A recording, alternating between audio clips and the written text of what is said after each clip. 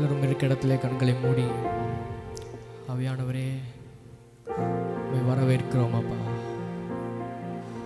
ஆவியானவரே உம்மை வரவேற்கிறோம். எங்கே 2-3 பேரின் நாமத்தினாலே கூட இருக்கிறார்களோ அங்கே நீர் வாசம் செய்வேன் என்று சொன்ன தேவன், இங்கே 2-3 பேருக்கு மேலாகவே வாசம் பண்ணுகிறோம் அப்பா. நீர் எங்கள் மத்தியில் இறங்கி வருவீராக அப்பா. எங்கள் மத்தியில் நீர் இறங்கி வருவீராக அப்பா. முழு இதயத்தோடும் முழு ஆத்மாவோடும் அப்பா உம்மை துதிக்க உதவி செய்வீராக அப்பா. அவையோடும் உண்மையோடும் உம்மை துதிக்க உதவி செய்வீராக அப்பா. அவையானவரே நீர் வருவீராக அப்பா. நீர் வந்து எங்களை நிரப்புவீராக அப்பா. இந்த ஆராதனையில் எங்களோடு இடைப்படுவீராக அப்பா. ஓ முகத்தை பார்க்கணும் அப்பா, உம்மோடு பேசணும் அப்பா. உம்முடைய முகத்தை நாங்கள் பார்க்கணும் அப்பா. உம்முடைய பிரசனத்தை நாங்கள் உணர வேண்டும் அப்பா. வெறுமையாய் நாங்கள் திரும்பாமல், வந்த வண்ணமாக நாங்கள் திரும்பாமல், ஓ உம்முடைய பிரசனத்தின் நிறைவே அப்பா, நிறைவானவர் நீர் எங்களுடைய வாழ்க்கையில் வந்து எல்லா குறைவுகளையும் மாற்றி ஓ நிறைவாய் எங்களை அனுப்புவீராக அப்பா. எங்களை அனுப்புவீராக அப்பா. எல்லோரும் கொஞ்ச நேரம் வாய்களை திறந்து அப்படியே ஸ்தோத்திரிப்போமா. ஹல்லேலூயா. ஸ்தோத்திரம் அப்பா, ஸ்தோத்திரம் ஸ்தோத்திரம் ஸ்தோத்திரம் ஸ்தோத்திரம். பரிசுத்த ஆவியானவரே, தேற்றவாளனே, உமக்கு நன்றி. ஓ எங்கள் மத்தியிலே நீர் உலாவுவீராக ராஜா. எங்கள் மத்தியிலே நீர் உலாவுவீராக அப்பா. எங்களோடு வாசம் பண்ணுவீராக அப்பா. எங்களோடு வாசம் பண்ணுகிற நல்ல தேவனே, ஹல்லேலூயா. தேற்றுகிற நல்ல தேவனே, ஹல்லேலூயா. நீரே ஸ்தோத்தரிக்கப்படத்தக்கவர், துதிக்கு பார்த்தக்கவரப்பா. ஹல்லேலூயா. துதிக்கு பாத்திரரே, உமக்கு நன்றி. ஓ துதிகளப்பா, எங்களுடைய எல்லா துதியும் எல்லா புகழும் ஒருவருக்கே ராஜா. ஹல்லேலூயா. உம்முடைய ஆவியினால் ஒரு விசை கூட எங்களை நிரப்புவீராக அப்பா. பரிசுத்த ஆவியானவரே எங்களை நிரப்புவீராக அப்பா. நிரப்புவீராக அப்பா. ஆவியானவரே நீர் வருவீராக அப்பா. எங்கள் இருதயத்தில் வருவீராக அப்பா. நீங்க கேளுங்களை பார்க்கலாம். ஆவியானவரே இந்த காலை வேளையிலையும் ஆண்டவர் ஆராதிக்க வந்திருக்கிறோம். பயபக்தியோடு உள்ளத்தின் ஆழத்திலிருந்து ஆவியானவரே, அன்பின் ஆவியானவரே என் உள்ளத்துல வாங்கப்பா. என் உள்ளத்துல வாங்கப்பா. இடைபடுங்கப்பா. ஓ நீச்சல் ஆழத்திற்கு கொண்டு சொல்வீராக அப்பா. நீச்சல் ஆழத்திற்கு கொண்டு சொல்வீராக ராஜா.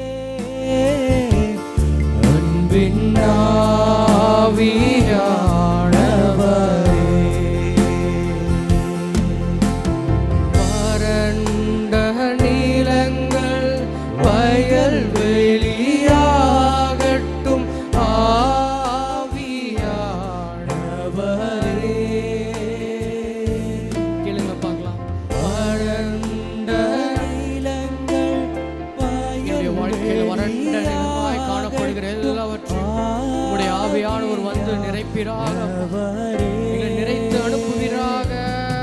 அன்பின் ஆவியானவரே,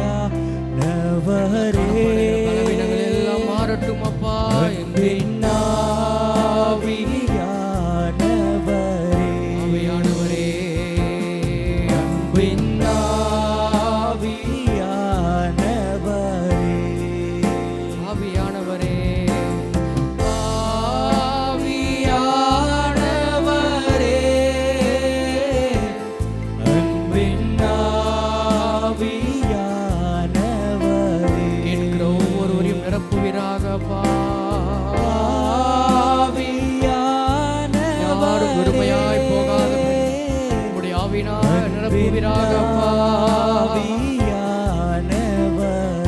நீங்க மாத்திரம் கடைசியா சொல்லுங்களா, ஆவியானவரே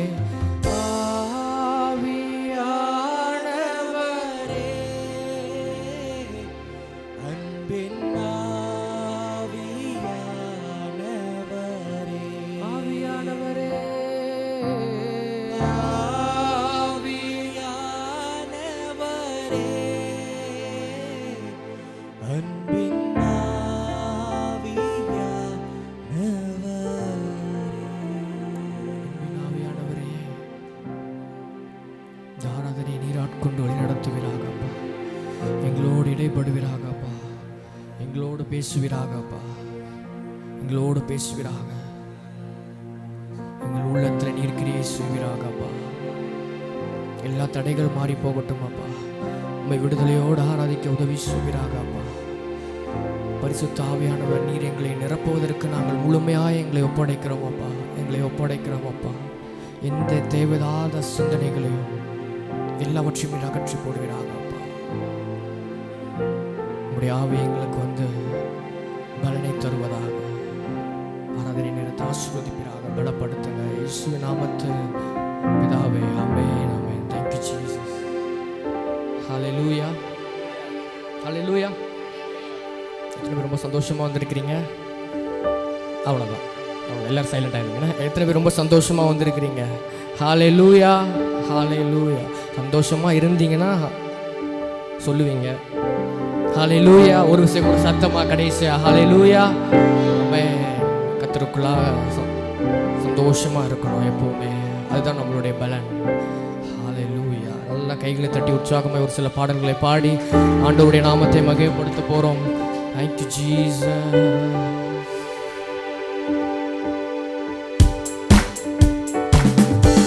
நல்ல கைகளை தட்டுமா?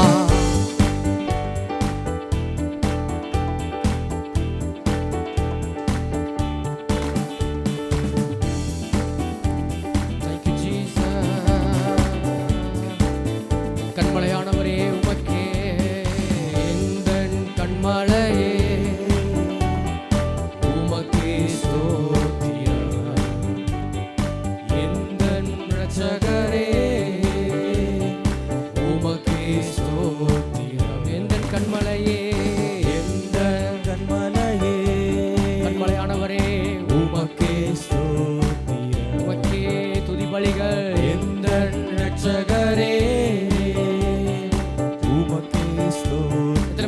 சொல்ல முடியும். உந்தன் கிருபையால் வாழ்கிறேன், உமக்கே ஸ்தோத்திரம். உந்தன் கிருபையால் வாழ்கிறேன், கிருபையாலே நான் வாழ்கிறேன். உமக்கே உங்க கிருபையால், உந்தன் கிருபையால் வாழ்கிறேன். கிருபையால தான் நாள் வரைக்கும் வாழ்ந்து வருகிறேன் அப்பா. உங்க கிருபையால் வாழ்கிறேன்.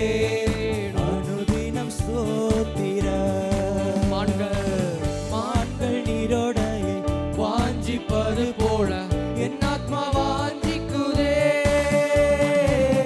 எந்த நடைக்கலம், எந்த கோட்டையும், எந்த ஜீவனும் நீரே. மான்கள் நீரோடை வாஞ்சிப்பது போல என் ஆத்மா வாஞ்சிக்குதே. எந்த நடைக்கலம், எந்த கோட்டையும், எந்த ஜீவனும் நீரே. கண்மலையே, எந்த கண்மலையே உமக்கே ஸ்தோத்திரம். எந்த இரட்சகரே, எந்த இரட்சகரே உமக்கே ஸ்தோத்திரம். அவருடைய கிருபையால வாழ்கிறேன், கிருபையால் வாழ்கிறேன். உமக்கே ஸ்தோத்திரம். அதுதான் உண்மை, அதுதான் உண்மை. கிருபையால் வாழ்கிறேன், கைகளை தட்டி அனுதினம் ஸ்தோத்திரம். கண்மலையே உமக்கே ஸ்தோத்திரம். எந்த இரட்சகரே உமக்கே ஸ்தோத்திரம்.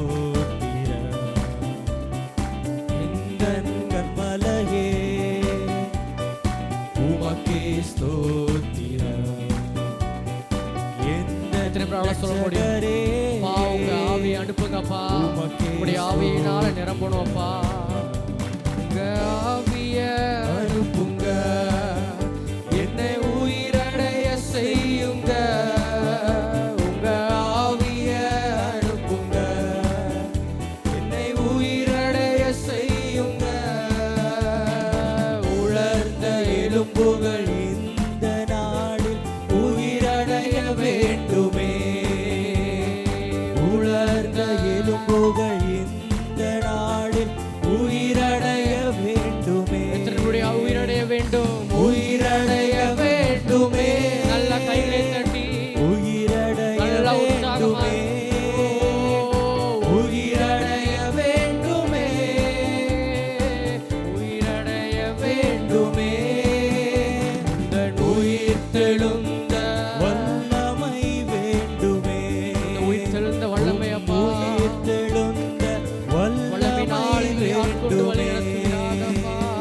பாதாள கட்டுகள் உடையட்டுமே, பார்வோனின் வல்லமை அழியட்டுமே. பாதாள கட்டுகள் உடையட்டுமே, பார்வோனின் வல்லமை அழியட்டுமே. உமக்காக நாங்கள் ஓடிட உயிரடைய வேண்டுமே. உமக்காக நாங்கள் ஓடிட உயிரடைய வேண்டுமே. உமக்காக நாம் ஓடிட, உமக்காக நாங்கள் ஓடிட உயிரடைய வேண்டுமே. உமக்காக நாங்கள் ஓடிட உயிரடைய வேண்டுமே. உயிரடைய வேண்டுமே, உயிரடைய வேண்டுமே, உயிரடைய வேண்டுமே. யாவர் மேல் உயிரடைய ஆவியினாலே நிரப்பி அனுப்புகிறார். உயிரடைய வேண்டுமே. உலர்ந்து போன எழுப்புகள் உயிர் தெழுந்த வல்லமையினாலே எங்களை உயிர் புத்திராகப்பா. உயிர் தெழுந்த வல்லமை வேண்டுமே. விசுவாசத்தோட சொல்ல முடியும். கவலையின் கட்டுகள் உடையட்டுமே, சந்தோஷத்தாலே நிரப்பிடுமே. கவலையின் கட்டுகள் உடையட்டுமே, சந்தோஷத்தாலே நிரப்பிடுமே. இரவுகள் எல்லாம் துதி நேரமா உயிரடைய வேண்டுமே. இரவுகள் எல்லாம், இரவுகள் எல்லாம் துதி நேரமா உயிரடைய வேண்டுமே. எல்லாரும் இருக்கிற இடத்துல எழுப்பி நின்று உயிரடைய வேண்டுமே. எல்லா கைகளை தட்டி உயிரடைய வேண்டுமே. உயிரடைய வேண்டுமே, நான் உயிரடைய வேண்டுமே. தன் உயிர் தெழுந்த வல்லமை வேண்டுமே. தன் உயிர் தெழுந்த வல்லமை வேண்டுமே.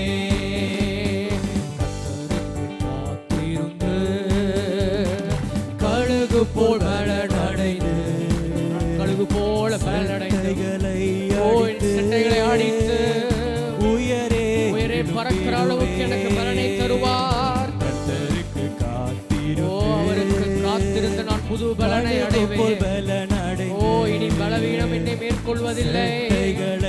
என்னுடைய பலவீனத்திலோ அவருடைய பலன் பூரணமாய் விளங்கட்டுமே. புது பலன் அடைந்திடுவே, நான் புது பலன் அடைந்திடுவே. புது பலன் அடைந்திடுவே, நான் புது பலன் அடைந்திடுவே. புது பலன் அடைந்திடுவே, நான் புது பலன் அடைந்திடுவே. புது பலனாலே நிரப்புகிறார். புது பலன் அடைந்திடுவே. புது பலன் தந்தைகளை வழி நடத்துகிறார். அடைந்திடுவே. தாகமுள்ளவன் மேல் ஆவியை ஊற்றிடுவார். வறண்ட நிலங்களின் மேல் தண்ணீரை ஊற்றிடுவார். இன்றைக்கு கேளுங்களேன், தாகமுள்ளவன் மேல் தண்ணீரையும், வறண்ட நிலத்தின் மேல் ஊற்றிடுவார். வறண்ட நிலத்தின் இருக்கிற ஒருவரும் சும்மாய் போகாதபடி புதுபலன் அடைந்திடுவே, நான் புதுபலன் அடைந்திடுவே, புதுபலன் அடைந்திடுவே, நான் புதுபலன் அடைந்திடுவே, பலன் அடைந்திடுவே. புதுபலன் அடைந்திடுவே, ஆத்துமா பார்த்து சொல்லுங்க, புதுபலனை அடைந்திடுவே, நான் புதுபலன் அடைந்திடுவே, நான் புதுபலன் அடைந்திடுவே. சாத்தானின் கோட்டைகளை சத்தியத்தால் தகர்த்திடுவே, சிலுவை சுமந்திடுவே, ஜெய கொடி ஏற்றிடுவே. சொல்ல முடியும், சாத்தானின் கோட்டைகளை கோட்டை நான் துதியினால, சத்தியத்தால் அவருடைய வார்த்தையினால, சிலுவை சிலுவை சுமந்து கடைசி வரைக்கும் முடியும் பரியந்த உம்முடைய சித்தத்தை செய்திடுவே. அதற்காக புதுபலன் புதுபலன் அடைந்திடுவே, நான் புதுபலன் அடைந்திடுவே, புதுபலன் அடைந்திடுவே, புதுபலன் அடைந்திடுவே. நல்ல கைகளை தட்டி புதுபலன் புதுபலன் அடைந்திடுவே, நான் புதுபலன் அடைந்திடுவே, புதுபலனை அடைவேன். புதுபலன் உமக்காக காத்திருக்கிறேன் நான். புதுபலன் புதுபலன் ஓ கடைசியாக புதுபலன் அடைந்திடுவேன். புதுபலன் அடைந்திடுவே, நான் புதுபலன் பலத்தினால நிரப்புவீராகப்பா. புதுபலன் அடைந்திடுவே, நான் புதுபலன் அடைந்திடுவே. நல்ல கைகளை தட்டி புதுபலனை அப்பா, புதுபலனை எங்களுக்கு தருவீராக அப்பா. ஓ புதுபலனை எங்களுக்கு தருவீராக ராஜா. ஓ புதுபலன் அடைந்திடுவே, நான் புதுபலன் அடைந்திடுவே, புதுபலன் அடைந்திடுவே, நான் புதுபலன் அடைந்திடுவே. இன்றைக்கு தினத்தில் ஆண்டவர் அவர் ஆவியை உங்கள் மேல ஊற்ற அவர் ஆசையா இருக்கிறார். அவர் சித்தம் கொள்கிறார். அதற்கு நாம ஒன்றை செய்ய வேண்டும். நம்மளை நாமே நம்ம விட்டு கொடுக்கணும். நம்மளை நாமே நம்ம விட்டு கொடுக்கணும். ஆவியானவர் கிரியை செய்ய நம்முடைய சுயம் அதற்கு தடையா இருக்கக்கூடாது. என்னுடைய பலவீனங்கள் அதற்கு தடையா இருக்கக்கூடாது. என்னுடைய பெருமை அதற்கு தடையா இருக்கக்கூடாதப்பா. இந்த உலகத்தின் காரியங்கள் எதுவும் அதற்கு தடையா இருக்கக்கூடாதப்பா. எல்லாவற்றையும் உடைய பாதப்படியில் நாங்கள் வைக்கிறோம் அப்பா. ஆவியானவர் நீர் எங்களுக்கு ஊற்றப்பட வேண்டும் அப்பா. நீர் எங்களுக்கு வேண்டும் அப்பா. நீர் இல்லாமல் ஒன்றும் எங்களால் செய்ய முடியாதப்பா. எங்கள் உடம்புல இருக்கிற ஒரு அணுவும் அசையாதப்பா. ஒரு அணுவும் அசையாது.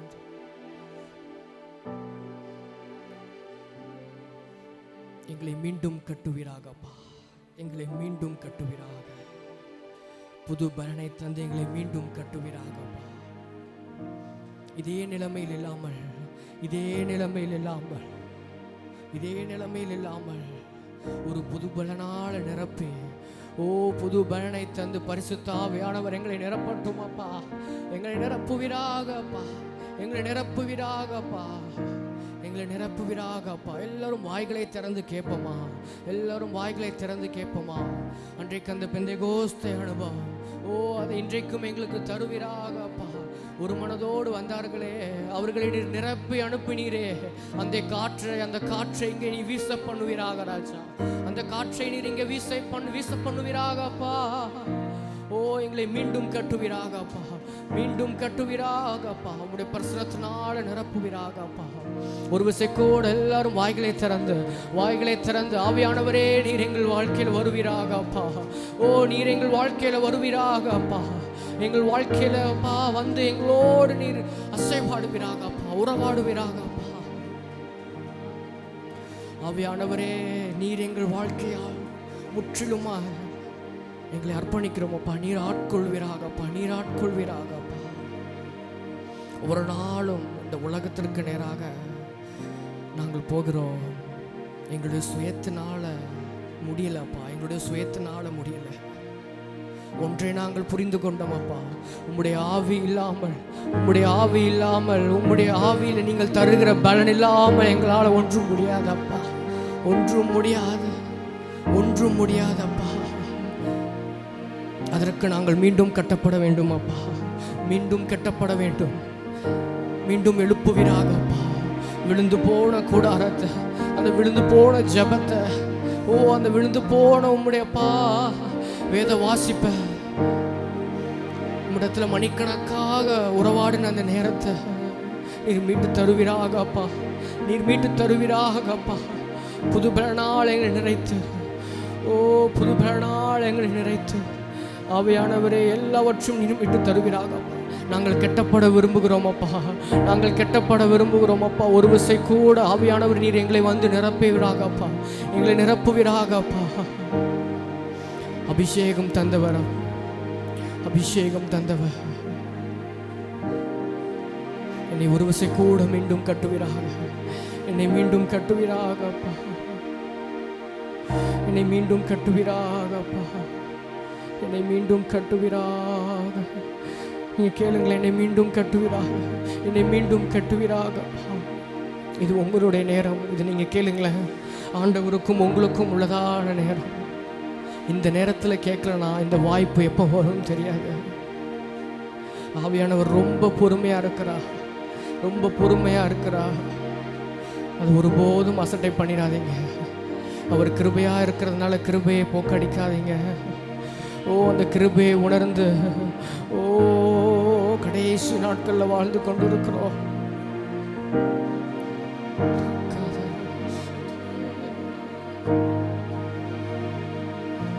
வல்லமையால நிரப்புவீராக. எங்களை ஒரு விசை கூட கேட்கிற யாவரையும் நிரப்புவீராகப்பா, கேட்கிற யாவரையும் நிரப்புவீராகப்பா. அவருடைய பலவீனத்தை நீர் அறிவீரப்பா. அதிகமாக அதிகமாக அதிகமாக எங்களை நீச்சல் ஆழத்தில் கொண்டு செல்லும் அப்பா. ஆவியானவர் எங்களை நீச்சல் ஆழத்தை கொண்டு செல்வீராக, நீச்சல் ஆழத்தை கொண்டு செல்வீராக.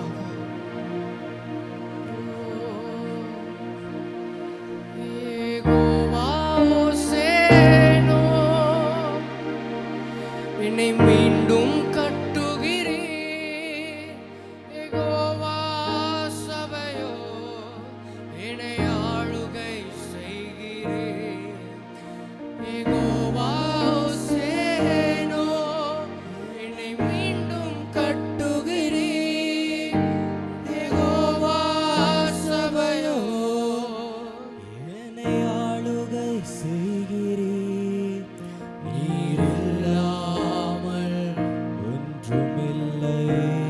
புரிந்து கொண்டேனப்பா, என்னை தள்ளாமல் சேர்த்து கொண்டீர். நீர் இல்லாமல் ஒன்றுமில்லையே, என்னை தள்ளாமல் சேர்த்து கொள்ளுகிறே. உங்க பிரசன்னத்தில் அமர்ந்திருந்து நீ செய்யும் யுத்தம் காண்பே. உங்க பிரசன்னத்தில் அமர்ந்திருந்து நீர் செய்யும் யுத்தம் காண்பே. பலத்தினால், என் பலத்தினால் ஒன்றுமாகாது, என் சுயத்தினால் இப்போ நான் புரிந்து கொண்டேன். நடக்காது. பலத்தினால், என் பலத்தினால் ஒன்றுமாகாது, சுயத்தினால நான் நிறைய ட்ரை பண்ணிட்டேன்ப்பா. இப்போ நான் புரிந்து கொண்டேன், எல்லாம் உங்களுடைய பிரசனத்தினாலே, உன் பிரசனத்தால்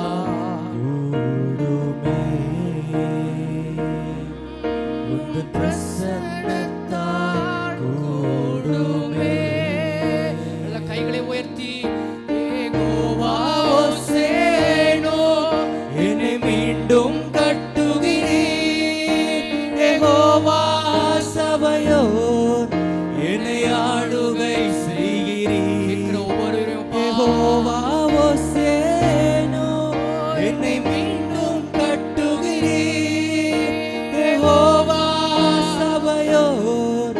என்னை ஆளுகை செய்கிறீர். நீர் இல்லாமல் ஒன்றுமில்லையே. என்னை தள்ளாமல் சேர்த்து கொள்ளுமே. ஆமாப்பா, நீர் இல்லாமல் ஒன்றுமில்லையே. என்னை தள்ளாமல் சேர்த்து கொள்ளுமே. ஒரு மேல கிருபையா இருக்கிறாருங்க, கிருபையா இருக்கிறாருங்க. எங்களை இதுவரைக்கும் தள்ளாத தேவ, நம்மளுடைய தேவைப்படுகிற நேரத்தில் மட்டும்தான் அவரிடத்துல நம்ம வரோம். நம்மளை தேவைப்படுகிற நேரத்தில் தான் அவரிடத்துல வருகிறோம். மிச்ச நேரம்லாம் எங்கே? எல்லா நேரத்திலும் எல்லா சூழ்நிலைகளும் நம்மளுக்கு ஆவியானவர் தேவைங்க. நமக்கு ஆவியானவர் தேவை. அவர் வழி நடத்துதல் இல்லாமல் நம்மளால் ஒன்றும் பண்ண முடியாது, ஒன்றும் பண்ண முடியாது. கடைசி காலத்தில் பாவத்தை கண்டித்து உணர்த்துகிற தேவை. அந்த பரிசுத்த ஆவியானவர் நம்மளுக்கு தேவை. பரிசுத்த ஆவியானவர் எங்களுக்கு தேவைப்பா.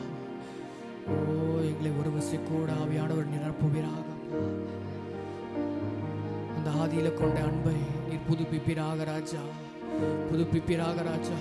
ஒரு விசை கூட அந்த ஆதியில கொண்டிருந்த அன்பை விட்டு விட்டா என்ற குறை இனி என்னில் இல்லாமல் எங்களை மீண்டும் கட்டுவீராகப்பா. எங்களை மீண்டும் கட்டுவீராகப்பா. எங்களை மீண்டும் கட்டுவீராகப்பா. எங்களை மீண்டும் கட்டுவீராக ராஜா.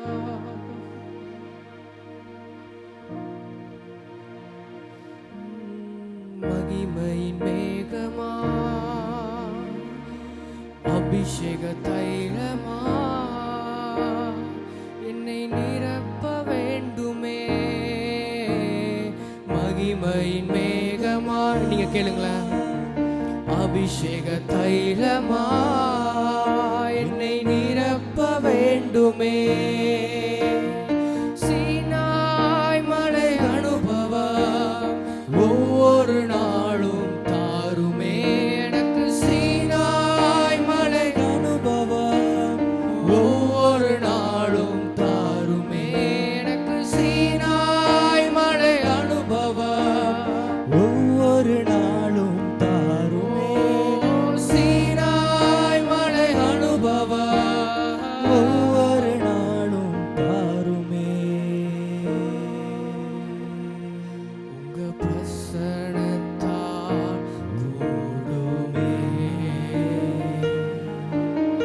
உங்க பிரசனத்தால் கூடுமே. கடைசியாக நீங்க தான் சொல்ல போறீங்க, என்னை மீண்டும் கட்டுவீராகப்பா. இதை உள்ளத்தின் ஆழத்திலிருந்து சொல்லுங்களேன். ஏதோ வார்த்தை அல்லாம ஆவியானவர் உங்களோடு இடைப்படுவாராக.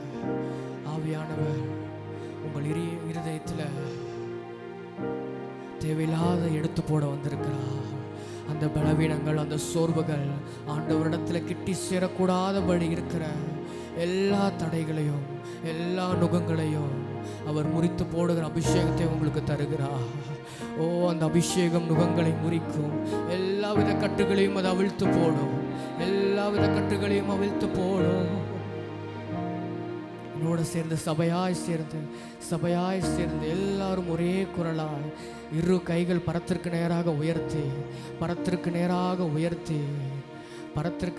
எல்லாருடைய கரங்களும் உயர்த்தப்படட்டும். எல்லாருடைய கரங்களும் உயர்த்தப்படட்டும். கடைசியாக நீங்க சொல்ல போறீங்க, என்னை மீண்டும் கட்டுவீராகப்பா. என்னை மீண்டும் கட்டுவீராகப்பா. உள்ளத்தின் ஆழத்திலிருந்து சொல்லுங்களேன். நீங்க விட்டு கொடுத்த ஆண்டவர் கிரியை செய்வா. ஆண்டவர் கிரியை செய்வா. அவருடைய வார்த்தை உங்களுடைய வாழ்க்கையிலே கிரியை செய்கிறதை நீங்கள் பார்ப்பீங்க. விழுந்து போன அந்த கூடாரத்தை அவர் மீண்டும் கட்டி எழுப்ப அவர் போதுமானவராக இருக்கிறார். கைகளை உயர்த்தின வண்ணமாக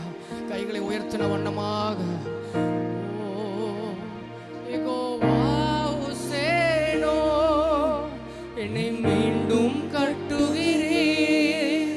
யெகோவா சபையோ என்னை ஆளுகை செய்கிறீர். கடைசியாக யெகோவா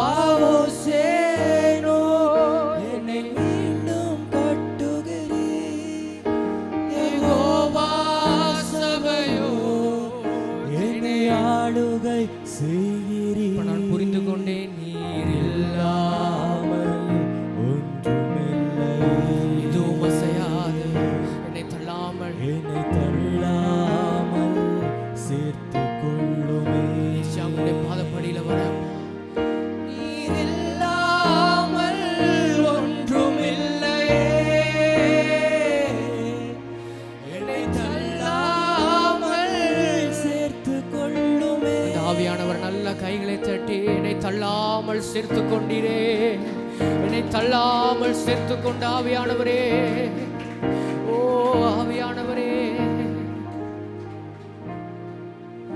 நீர் எங்கள் வாழ்க்கையில எப்பொழுதும் வேண்டும் அப்பா, எப்பொழுதும் வேண்டும். அனுதினமும் உம்மிட வளர எங்களுக்கு கிருபை பாராட்டுவீராக அப்பா. அதிகாலையிலே உம்மிடத்துல பேச, உம்முடைய வேதத்தை தியானிக்க நீ உதவி செய்வீராக அப்பா. நீர் கிருபை வைத்திருக்கிறனால தான் நாங்கள் இன்றும் நாங்கள் ஜீவனோடு இருக்கிறோம் என்பதை நாங்கள் மறந்து விடக்கூடாது. ஓ நெறிந்த நாணலை முறியாமலும் மங்கி எரிகிற திரியை அணையாமலும் அவர் இருக்கிறார்.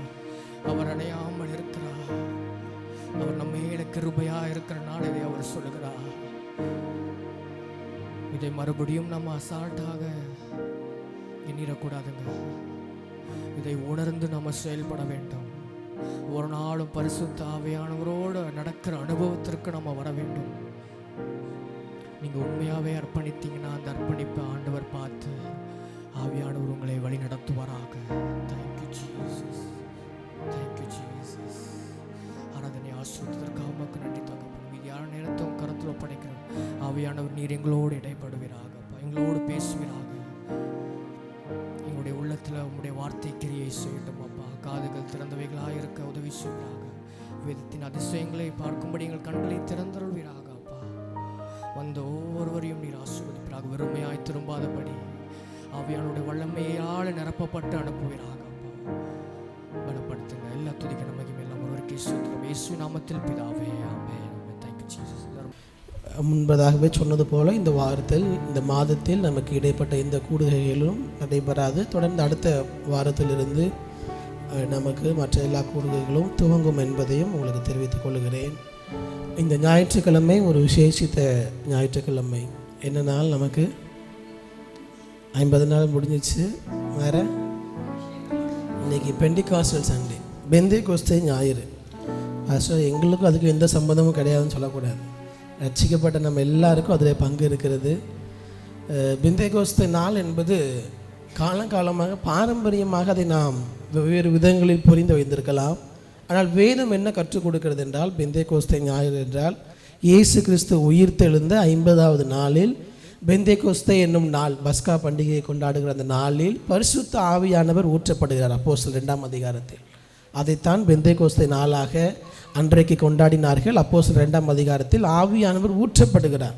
அதைத்தான் நாமும் இன்றைக்கு பெந்தேகோஸ்தே ஞாயிறாக, ஞாயிறு ஆராதனையாக நாமும் கொண்டாடுகிறோம். ஸோ அதனால் தேவன் நம் ஒவ்வொருவரையும் அவருடைய ஆவியினால் நிரப்பவும் வழிநடத்தவும் போதுமானவராக இருக்கிறார். தொடர்ந்து அவருடைய வார்த்தையை தியானிக்கும் பொழுது இந்த காரியங்களை குறித்து தியானிக்க தேவன் நமக்கு கிருபை தருவாராக. தொடர்ந்து வருகிற ஜூன் மாதத்திலிருந்து நமக்கு Bible tuitions, Sunday classes, area Sunday class, எல்லா காரியங்களையும் நாம் கொஞ்சம் செய்ய வேண்டியது இருக்கிறது. So Bible tuition, Sunday classes, area Sunday classes நடத்துவதற்கு நமக்கு கொஞ்சம் ஆட்கள் தேவை. ஸோ நீங்கள் விருப்பமாக இருப்பீங்க, உங்களுக்கு தேவன் அப்படிப்பட்ட பாரத்தை தந்திருப்பார் என்று சொன்னால் நீங்கள் தயவாய் என்னை காண்டாக்ட் பண்ணுங்கள். சிறு பிள்ளைகளுக்கு ஊழியம் செய்வதற்கு உங்களுக்கு பாரம் இருக்கிறது, உங்களுக்கு அந்த வாஞ்சை இருக்கிறது, ஆசை இருக்கிறது என்றால் நீங்கள் என்னிடத்தில் சொன்னீங்கன்னா ஜூன் மாதத்திலிருந்து அந்த Bible tuitions, area Sunday classes நடத்துவதற்கு உங்களை நான் பயன்படுத்துவதற்கு அது உதவியாக இருக்கும். நீங்கள் ஜெபியுங்கள். தேவன் சிறு பிள்ளைகளுக்காக நான் ஏதாச்சும் செய்யணுங்கிற பாரத்தை உங்கள் இருதயத்தில் தேவன் இந்த நாட்களில் தந்தால் நீங்கள் தயவாயின் இடத்துல சொல்லுங்கள். அதுக்காக பிளான் பண்ணுவதற்கு அது உதவியாக இருக்கும். ஏன்னா தேவன் உங்களுக்கு அந்த பாரத்தை தந்தாரா நீங்கள் அந்த ஊழியத்தை லகுவாக செய்ய முடியும். வாஞ்சையோடு இருந்தீங்கன்னா ஈஸியாக செய்ய முடியும். அதனால்தான் உங்களிடத்தில் சொல்லுகிறேன், ஜெபியுங்கள். அந்த ஊழியத்தை நீங்கள் உங்களுடைய நேரத்தை கொடுத்து உதவுங்கள். உங்கள் மூலமாக அநேக சிறு பிள்ளைகள் கட்டப்பட தேவன் கிருபை தருவாராக. இருந்தால் எனக்கு போதும் ஏசையா, உம்மை பின்பற்றி நான் வருவேன் ஏசையா. வாழ்க்கை படகு உடைந்தாலுமே, கடலில் கவிழ்ந்தாலுமே, அலைகள் மூழ்கி போனாலுமே, ஆசை கண்டு போதுமையா. ஒவ்வொரு ஞாயிற்றுக்கிழமையும் வார்த்தையின் மூலமாக நம்மோடு இடைப்படுகிற தேவன் நம்முடைய தேவன். அல்லேலூயா. ஸோ வார்த்தையை நீங்கள் கவனத்தோடு, ஜாக்கிரதையோடு, பயபக்தியோடு பெற்றுக்கொள்ளுங்கள். தேவைப்படுகிறவர்கள் எல்லாருமே நீங்கள் கையிலே குறிப்பெடுக்க உங்களோட டைரியை வைத்து கொள்ளுங்கள். ஏனென்றால் அவருடைய வார்த்தை நம்ம காதில் வாங்கி அப்படி காதிலே போயிடக்கூடாது, இந்த காதில் வாங்கி அந்த காதில் போயிடக்கூடாது. அதை நீங்கள் குறிப்பெடுத்து கொள்ளுங்கள். அதை வைத்து ஜெபிக்க அது நமக்கு மிகுந்த உதவியாக இருக்கும். கண்டிப்பாக டீன் பிள்ளைங்க, சிறு பிள்ளைகள்லாம் கண்டிப்பாக நோட்ஸ் எடுக்கணும். டைரி இல்லாமல் கண்டிப்பாக வரக்கூடாது. ரித்விக், பால்லாம் அடுத்த வாரம் டைரியோடு தான் வரணும், எல்லா பசங்க எல்லாரும். அப்போஸ்தலர் எழுதின நடபடிகள் 1ஆம் அதிகாரம் 1 - 8 வரை உள்ள வசனங்களை தியானிக்க தேவன் நமக்கு கிருபை தருவாராக. அப்போஸ்தலர் நடபடிகள் 1ஆம் அதிகாரம் 1 - 8 வரை உள்ள வசனங்கள். நமக்கு வெயில் காலம் அதிகமாக இருப்பதனால் கொஞ்சம் பவர் சப்ளை ப்ராப்ளம் இருக்கிறது. கொஞ்சம் நீங்கள் அதை அட்ஜஸ்ட் பண்ணிக்கோங்க. விரைவாக 3 ஃபேஸுக்காக ஜெபியுங்கள். நமக்கு 3 ஃபேஸ் கிடைத்தால் கொஞ்சம் 2 ஏசி இல்லைன்னா 3 ஏசி எக்ஸ்ட்ரா போடுறதுக்கு நமக்கு உதவியாக இருக்கும்.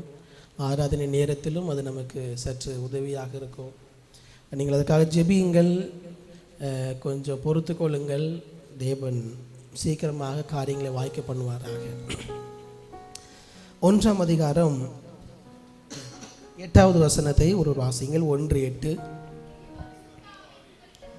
பரிசுத்த ஆவி உங்களிடத்தில் வரும்பொழுது நீங்கள் பலன் அடைந்து எருசலேமிலும் யூதேயா முழுவதிலும் சமாரியாவிலும் பூமியின் கடைசி பரியந்தமும் எனக்கு சாட்சிகளாய் இருப்பீர்கள் என்றார். அல்லேலூயா. எல்லாரும் சேர்ந்து சொல்லுவோம் அல்லேலூயா.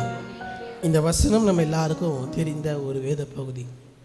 நாம் கடந்த ஒரு 7 வாரங்களாக இயேசு கிறிஸ்து உயிர் தெழுந்ததிலிருந்து பரிசுத்த ஆவியானவர் ஊற்றப்படுகிற வரை இந்த 7 வாரங்கள் நடந்த சம்பவங்களை தான் தியானித்து கொண்டிருக்கிறோம். அந்த வகையில் உயிர் தெழுந்த இயேசு கிறிஸ்து முதலாவதாக மகதலேனா மரியாளுக்கு தன்னை வெளிப்படுத்துகிறார். அதை தொடர்ந்து நிறைய காரியங்கள் சீஷர்களுக்கு தன்னை வெளிப்படுத்துகிறார்.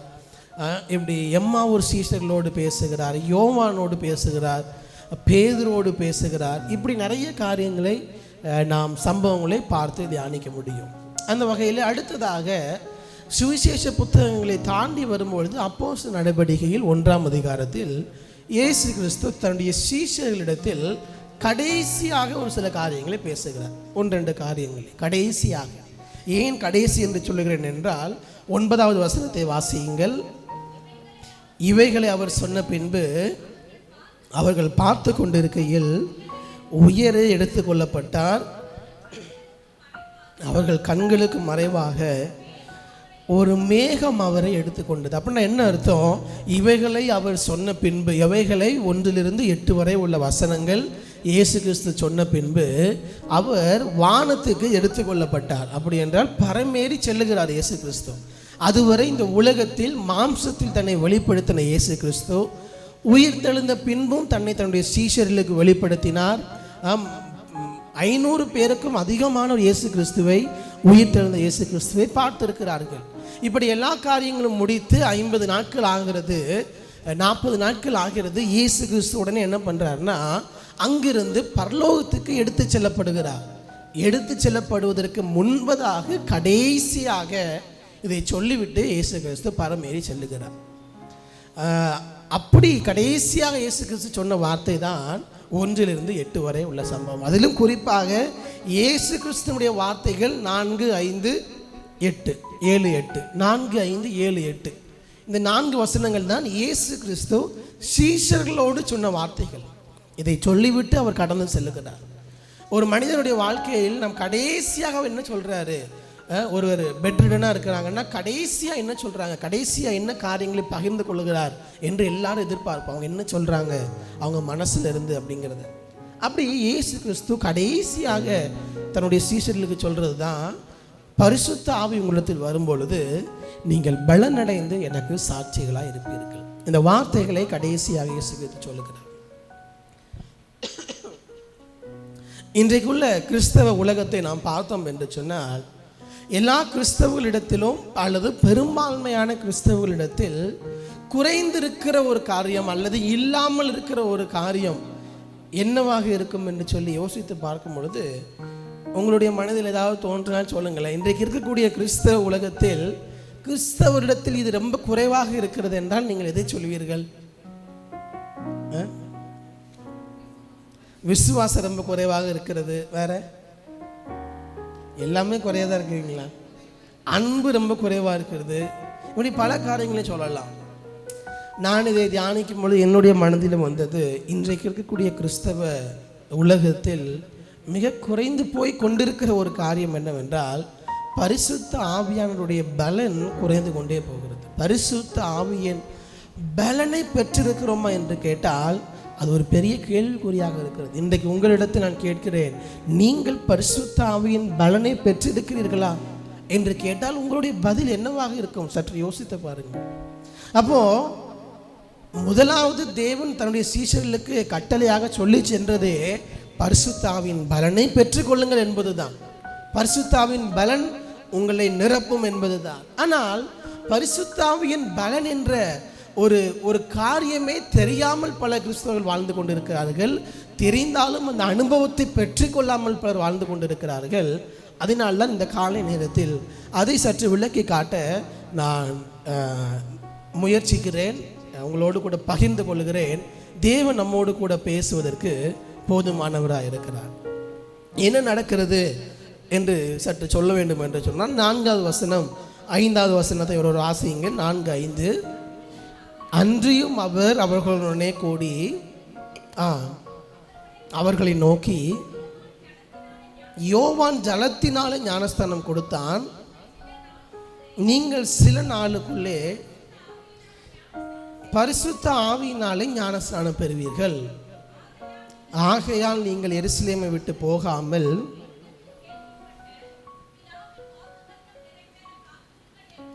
பிதாவின் வாக்குத்தத்தம் நிறைவேற காத்திருங்கள் என்று கட்டளையிட்டார்.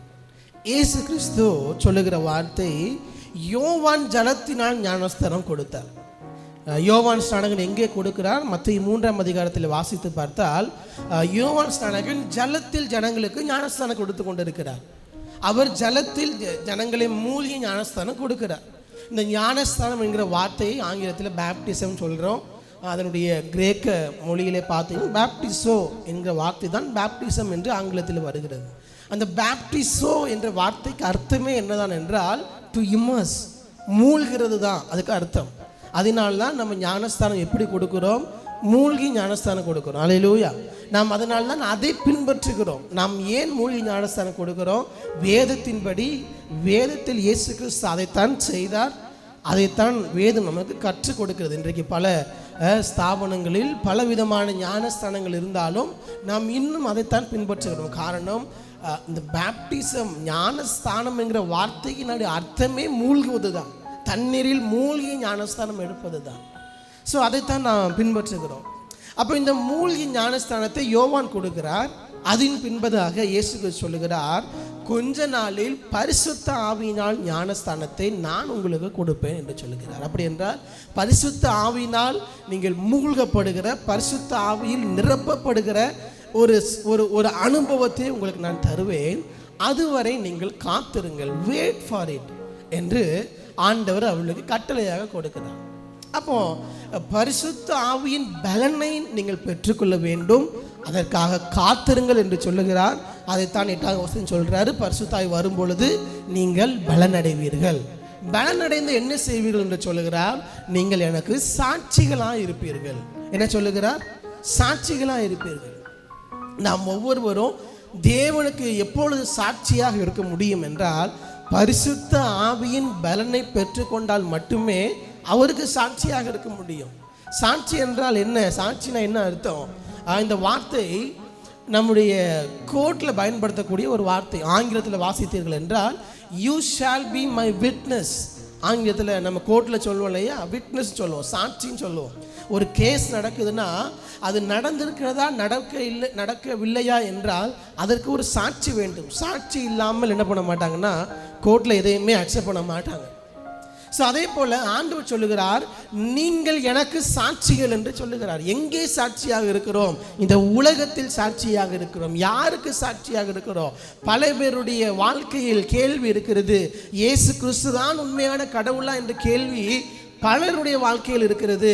அந்த கேள்விக்கெல்லாம் பதில் ஒன்றுதான், நீங்களும் நானும் சாட்சியாக இருந்தால் அவர்கள் அதை ஏற்றுக்கொள்வார்கள். நீங்களும் நானும் சாட்சியாக வாழ்ந்தால் நம்முடைய வாழ்க்கையில் எஸ் இயேசு கிறிஸ்து உண்மையான கடவுள் தான். எப்படி சொல்லுகிறேன்? இவர்கள் வாழ்கிற வாழ்க்கையை பார்த்தால் தெரிகிறது இயேசு கிறிஸ்து என்கிற ஒருவர் இருக்கிறார். அநேகருடைய வாழ்க்கையில கேள்வி இருக்கிறது, இயேசு கிறிஸ்து இந்த உலகத்தில் வந்தாரா? அவர்களுடைய இருதயத்தில் சமாதானத்தை தர முடியுமா என்ற கேள்வியோடு அநேகர் இருக்கிறார்கள். அதற்கான பதில் வேற எங்கேயும் இல்லை. அதை நம்மை சுற்றி பலர் அப்படிப்பட்ட கேள்வியோடு இருக்கிறார்கள். நீங்கள் வாழுகிற வாழ்க்கை தான் சாட்சி. உங்களை பார்க்கும்போது சொல்லணும், எஸ் இந்த சிஸ்டரை பார்க்கும்போது தெரியுது அவங்க எவ்வளோ சந்தோஷமாக இருக்கிறாங்க. அப்போ அவங்க வணங்குற கடவுள் இருக்கிறாரு. அவங்களுக்கு சமாதானத்தை கொடுத்த கடவுள் யாருக்கு கொடுக்க முடியும்? எனக்கும் கொடுக்க முடியும். இயேசு கிறிஸ்து எனக்கு சுகத்தை தருவாரா? பலர் கேள்வியோடு இருக்கிறார்கள். பல பேருடைய இருதயத்தில் கேள்வியில் இருக்கிறது. சாட்சிகள் நீங்களும் நானும் தான். தேவன் என் வாழ்க்கையை எப்படி நடத்தினார், என் வாழ்க்கையில் இயேசு கிறிஸ்து எப்படி அற்புதங்களை செய்தார், என் வாழ்க்கையை எப்படி உயர்த்தினார், என் வாழ்க்கையில் என்னோடு கூட அவர் எப்படி இருக்கிறார் என்பதை நீங்கள் காண்பித்தால் என் வாழ்க்கை மாறுமா என்ற கேள்வியோடு இருக்கிற அநேகருடைய வாழ்க்கையில் நீங்கள் கிறிஸ்துவுக்காக விட்னஸாக சாட்சியாக நிற்க முடியும். அல்லேலூயா. எத்தனை பேருக்கு நான் சொன்னது புரிந்தது? எத்தனை பேர் நீங்கள் அப்படி இருக்க விரும்புகிறீர்கள்? நாம் ஒவ்வொருவரும் ஆண்டவருக்கு சாட்சிகளாக நாம் இருக்கிற இடத்தில் இருந்தாலே போதும், நம்மை சுற்றியுள்ள ஜனங்களை என்றைக்கோ ஆதாயப்படுத்தி விடலாம். வார்த்தையினால் சொல்ல தேவையில்லை. நம்முடைய இயேசு கிறிஸ்து நல்லவர், நம்முடைய இயேசு கிறிஸ்து அன்பானவர், வார்த்தையினால் எங்கும் சொல்லவே தேவையில்லை. கேள்வி என்னவென்றால், உங்களுடைய வாழ்க்கை எதுக்கான பதிலாக இருக்கிறது? அதுதான் கேள்வி. உங்களை சுற்றி எத்தனையோ பேர் தனிமையில் வாழ்ந்து கொண்டிருக்கிறார்கள். நம்ம இல்லை என்று சொல்லவே முடியாது. ஏக்கத்தோடு, தேவையோடு, பிரச்சனைகளோடு, குழப்பத்தோடு, இரவு தூங்க முடியாமல், யாரிடத்தில் பகிர்ந்து கொள்வது என்று தெரியாமல் நம்மை சுற்றி பலர் வாழ்ந்து கொண்டிருக்கிறார்கள். அதெல்லாம் நம்ம இடத்துல அவங்க சொல்லாவிட்டாலும் பரவாயில்லை. நாம் வாழுகிற வாழ்க்கை தான் அவர்களுக்கு சாட்சியாக இருக்கிறது. நாம் வாழுகிற வாழ்க்கை, நாம் காட்டுகிற அன்பு, நமக்கு தேவன் தந்திருக்கிற சமாதானம், நமக்கு தேவன் தந்திருக்கிற இரக்கம், நமக்கு தேவன் தந்திருக்கிற மன்னிப்பு குணம் அவர்களுக்கு சாட்சியாக இருக்கும். அதைத்தான் தேவன் சொல்லுகிறார், இதை நீங்களாக நானாக சுயமாக செய்ய முடியாது. பரிசுத்த ஆவியின் பலன் இருந்தால் மட்டுமே நம்மால் அப்படிப்பட்ட வாழ்க்கையை வாழ முடியும். இன்றைக்கு பலர் இந்த பரிசுத்த ஆவியின் பலனை ஏளனமாக பேசுவதற்கு காரணம், இதை நாம் ஒரு ஆராதனையோடு சுருக்கி விடுகிறோம். பரிசுத்தாவின் பலன் எதற்கு? ஆராதனையில் அரை மணி நேரம் நாம் ஜெபிப்பதற்கு அல்ல. ஆராதனையிலும் ஜெபிக்கிறோம், ஆனால் பரிசுத்தாவின் பலன் எதற்கு என்று அதனுடைய பர்பஸ் என்ன அப்படின்னா, you shall be my witness, நீங்கள் என்னுடைய சாட்சிகளாக இருப்பீர்கள். நாம் சாட்சியாக இல்லாமல் எத்தனை சத்தம் போட்டாலும் அது பரிசுத்தாவின் சத்தம் அல்ல, அது எந்த ஆவியினுடைய சத்தம் என்பதை நாம் நிதானித்து பார்க்க வேண்டும். அல்லேலூயா. அல்லேலூயா வர மாட்டேங்குது. அல்லேலூயா. ஆமென். நாம் சபைக்குள் பரிசுத்த ஆவிக்கு சாட்சியாக இருக்கிறோம், நல்லது, ஆராதிக்கிறோம், அந்நிய பாஷைகளை பேசுகிறோம், வெளி உலகத்தில் அவருக்கு சாட்சியாக வாழுகிறோமா? ஏன்னா ஆண்டவர் எங்கே சாட்சியாக இருக்க சொல்லுகிறார்? அதே 8வது வசனத்தை பாருங்கள். பரிசுத்த ஆவி உங்களிடத்தில் வரும்பொழுது நீங்கள் பலனடைந்து எருசலேமிலும், எருசலேம் என்ன அர்த்தம்? where you are staying, எருசலேம், நீங்கள் இருக்கிற இடத்தில் நீங்கள் எனக்கு சாட்சிகளாயிருங்கள். நீங்கள் இருக்கிற குடும்பத்தில், உங்கள் குடும்பத்தில் உங்களை சுற்றி நிறைய பேர் இருப்பாங்க. கணவனுடைய குடும்பம், மனைவியினுடைய குடும்பம், பெற்றோர், பிள்ளைகள், உறவினர்கள் பல பேர் இருக்கிறார்கள். அங்கே கிறிஸ்துவுக்கு நீங்கள் சாட்சியாக இருக்கிறீர்களா? உங்கள் மூலமாக கிறிஸ்துவை அவர்கள் அறிந்து கொள்ளுகிறார்களா? கிறிஸ்துவுக்கு சாட்சியாக இருக்கிறோமா? எருசலேம், நீங்கள் எங்கே இருக்கிறீர்களோ அங்கே. சபையில் அவருக்கு சாட்சியாக இருக்கிறீர்களா? நீங்கள் வேலை செய்கிற இடத்தில் சாட்சியாக இருக்கிறீர்களா? இப்படி நாம் எங்கெல்லாம் இருக்கிறோமோ அங்கே கிறிஸ்துவுக்கு சாட்சியாக நம்முடைய வாழ்க்கை இருக்கிறது. அடுத்து சொல்லுகிறார், எருசலேமிலும் யூதயா முழுவதிலும் சமாரியாவிலும் பூமியின் கடைசி பரியந்தமும் நீங்கள் எனக்கு சாட்சிகளாக இருப்பீர்கள். நாம் எல்லாரும் நாம் இருக்கிற இடத்தில் சாட்சிகளாக இருந்தால் நம்முடைய சாட்சி அடுத்தடுத்து என்ன பண்ணிட்டே இருக்கும்னா ஸ்ப்ரெட் ஆகிக்கிட்டே இருக்கும். நம்முடைய இன்ஃப்ளூயன்ஸ் கூட்டிகிட்டே இருக்கும். எந்த அளவிற்கு? பூமியின் கடைசி பரியந்தமும் இயேசு கிறிஸ்துவை அறிகிற வரை நம்முடைய இன்ஃப்ளூயன்ஸ் வளர்ந்து கொண்டே போகும். நாம் சாட்சியாக வாழ்ந்து கொண்டே இருப்போம். தேவன் அதற்குத்தான் அவருடைய பலனை நமக்கு தருகிறார். பரிசுத்த ஆவியின் பலனை தருகிறார். இந்த காலை நேரத்தில் இந்த 8 வசனத்தில் சொல்லப்பட்டுள்ள காரியம் இதுதான். இது என்னுடைய இன்றைக்கான பிரசங்கம் அல்ல. இந்த காரியத்தை உங்களுக்கு நான் விளக்கி காட்டி விட்டேன். இன்றைக்கு இருக்கிற இன்னும் ஒரு 20 நிமிடம் நமக்கு இருக்கிறது. இந்த 20 நிமிடத்தில் நான் உங்களுக்கு இந்த பரிசுத்த ஆவியானவர் யார் என்பதை குறித்தும், பரிசுத்த ஆவியானவர் நம்முடைய வாழ்க்கையில் எப்படி செயல்படுகிறார் என்பதை குறித்தும் ஒரு சில காரியங்களை வேகமாக உங்களுக்கு கற்றுக் கொடுக்க நான் விரும்புகிறேன். இன்னைக்கு உள்ள பிரசங்கம் கொஞ்சம் உங்களுக்கு கிளாஸ் போல் இருக்கலாம். ஸ்கூலில் ஹிஸ்ட்ரி கிளாஸ் எடுக்கும்போது தூங்குற மாதிரி என்ன பண்ணிடக்கூடாது, நம்ம தூங்கிடக்கூடாது. கவனமாக கேளுங்க. அதனால தான் நோட்ஸ் எடுங்கன்னு சொல்கிறவங்க எல்லாருக்கும் கண்டிப்பாக நமக்கும் நம்முடைய வாழ்க்கைக்கும் அநேகரை சரியாக வழி நடத்துவதற்கும் இது நமக்கு உதவியாக இருக்கும். ஏன்னா கடந்த நாட்களில் ஒரு நாள் நம்முடைய சபை விசுவாசி ஒரு இடத்துல பேசி கொண்டு இருக்கும் பொழுது நிறைய தவறான உபதேசங்கள் நம்மை சுற்றி வந்து கொண்டே இருக்கிறது. நம்மை சுற்றி பல தவறான உபதேசங்கள் வந்து கொண்டு இருக்கிறது. அவைகளை எப்படி எதிர்கொள்வது, அதற்கு நம்ம இடத்தில் என்ன பதில் இருக்கிறது, இப்படி பல கேள்விகள் இருக்கிறது. அதனால்தான் இன்றைக்கு இந்த காரியங்களை உங்களுக்கு கற்றுக் கொடுக்க என்னுடைய இருதயத்தில் தேவன் ஏவினார். அதைத்தான் உங்களுக்கு சொல்ல நான் விரும்புகிறேன். முதலாவது, இந்த பரிசுத்த ஆவியானவர் யார் என்பதை நாம் புரிந்து கொள்ள வேண்டும். இந்த பரிசுத்த ஆவியானவர் யார் சொல்லுங்க. பரிசுத்த ஆவியானவர் யார்?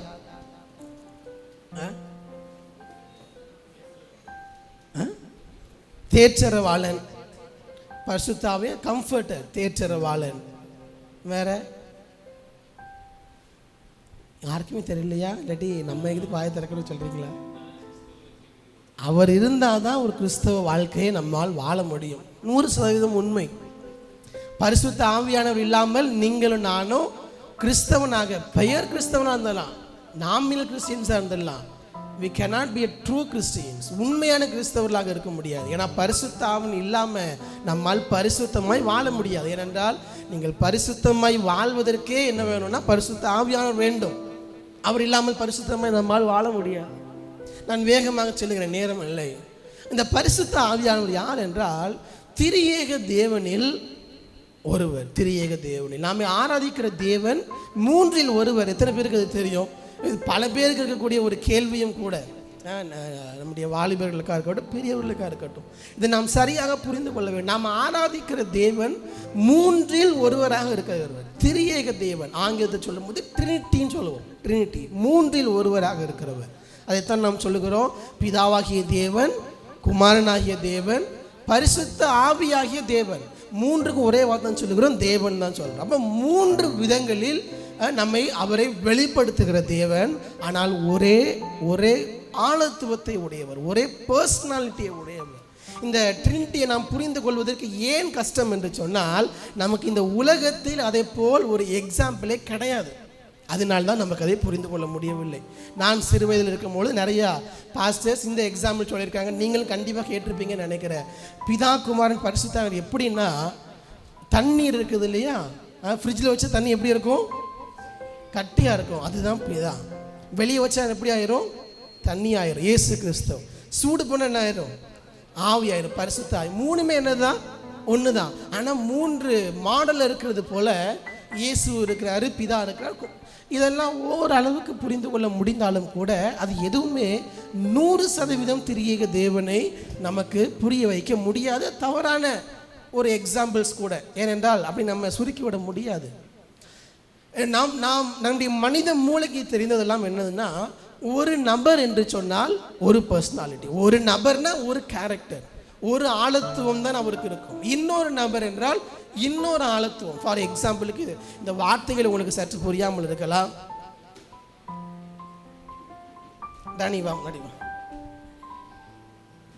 ஃபார் எக்ஸாம்பிள் இப்போ எடுத்துக்கோங்களேன். இப்போ மணினா உங்க எல்லாருக்கும் ஒருத்தர் தான் ஞாபகம் வருவார். யாரு? இவன் ஞாபகம் வருவான மணின்னு சொன்னாங்க. ஏன்னா அவனுக்கு இன்னொரு பர்சனாலிட்டி இருக்கு. அவன் யாரு? டேனி. இது தியோ. இப்படி நமக்கு மனிதர்களாக நாம் பார்ப்பது ஒரு நபருக்கு ஒரு பர்சனாலிட்டி, ஒரு பர்சனுக்கு ஒரு பர்சனாலிட்டி, இந்த நபருக்கு இன்னொரு பர்சனாலிட்டி, இன்னொரு பர்சன். ஆனால் நம்முடைய தெய்வம் எப்படிப்பட்டவர் என்றால் பிதா, குமாரன், பரிசுத்தர் ஆவியானவர் என்று 3 விதங்களில் தன்னை வெளிப்படுத்துகிறார். ஆனால் ஏன் நாம் ஒரே தெய்வம் என்று சொல்லுகிறோம் என்றால் 3 விதங்களில் தன்னை வெளிப்படுத்துகிறார். ஆனால் 3 பர்சனாலிட்டி அவர் கிடையாது. 3மே ஒன்று தான், ஒரே பர்சனாலிட்டி தான் தேவன். The Lord your God is one. உபாகமம் 6:4. நாம் ஆராதிப்பது ஒரே தேவனை தான் என்று சொல்லியிருக்கிறார். ஆனால் எப்படி 3 என்றால் 3 விதங்களில் தன்னை தேவன் வெளிப்படுத்த. அதனால தான் நாம் ஆராதிக்கிற தேவன் திரியேக தேவன், 3 in 1. இதை புரிந்து கொள்வதற்கு நமக்கு சற்று கடினமாக இருந்தாலும் நீங்கள் சற்று என்னோடு கூட வர விரும்புகிறேன். இன்றைக்கு பல பேர் பிதா ஒருவர் தான் கடவுள், இயேசு கிறிஸ்து கடவுள் அல்ல, பரிசுத்த ஆவி என்று ஒன்று அல்ல, இப்படி பல தவறான உபதேசங்கள் இருக்கிறது. உங்களிடத்திலே ஒரு சிலர் பேசியிருக்கலாம். ஆனால் இதை அவர்களை நீங்கள் எங்கள் வீட்டுக்கு வராதீங்கன்னு சொல்கிறது அல்ல. நாம் யாரை வணங்குகிறோம், யாரை விசுவாசிக்கிறோம் என்கிற தெளிவு உங்களுக்கு எனக்கு இருக்க வேண்டும். எஸ், பிதாவாகிய தேவன் இருக்கிறார், குமாரனாகிய கிறிஸ்து இருக்கிறார், பரிசுத்த ஆவியாகிய தேவன் இருக்கிறார். 3 பேரையும் வேதம் ரொம்ப தெளிவாக நமக்கு காட்டுகிறது. ஆதியாகமம் 1ஆம் அதிகாரத்திலே பார்க்க முடியும். வேதத்தினுடைய முதல் பக்கத்திலேயே நாம் வாசிக்கிறோம். ஆதியாகமம் 1:2 வாசிங்க. ஆதியாகமம் 1ஆம் அதிகாரம் 2வது வசனம். ஆதியாகமம் 1:2. பூமியானது ஒழுங்கின்மையும் வெறுமையுமா இருந்தது, ஆழத்தின் மேல் இருள் இருந்தது, தேவ ஆவியானவர் ஜலத்தின் மேல் அசைவாடி கொண்டது. பரிசுத்த ஆவியானவர் என்பது அப்போஸ்தலர் 2ஆம் அதிகாரத்தில் உருவான ஒரு நபர் அல்ல. பரிசுத்த ஆவியானவர் எங்க இருக்கிறார்? வேதத்தினுடைய முதல் பக்கத்தில். இந்த உலகம் என்றைக்கு படைக்கப்படுகிறதோ அதற்கெல்லாம் முன்பதாகவே தேவ ஆவியானவர் ஜலத்தின் மேல் அசைவாடி கொண்டிருந்தாராம். அது மட்டுமல்ல, 1ஆம் அதிகாரம் 26 வாசிங்க. ஆதியாகமம் 1:26.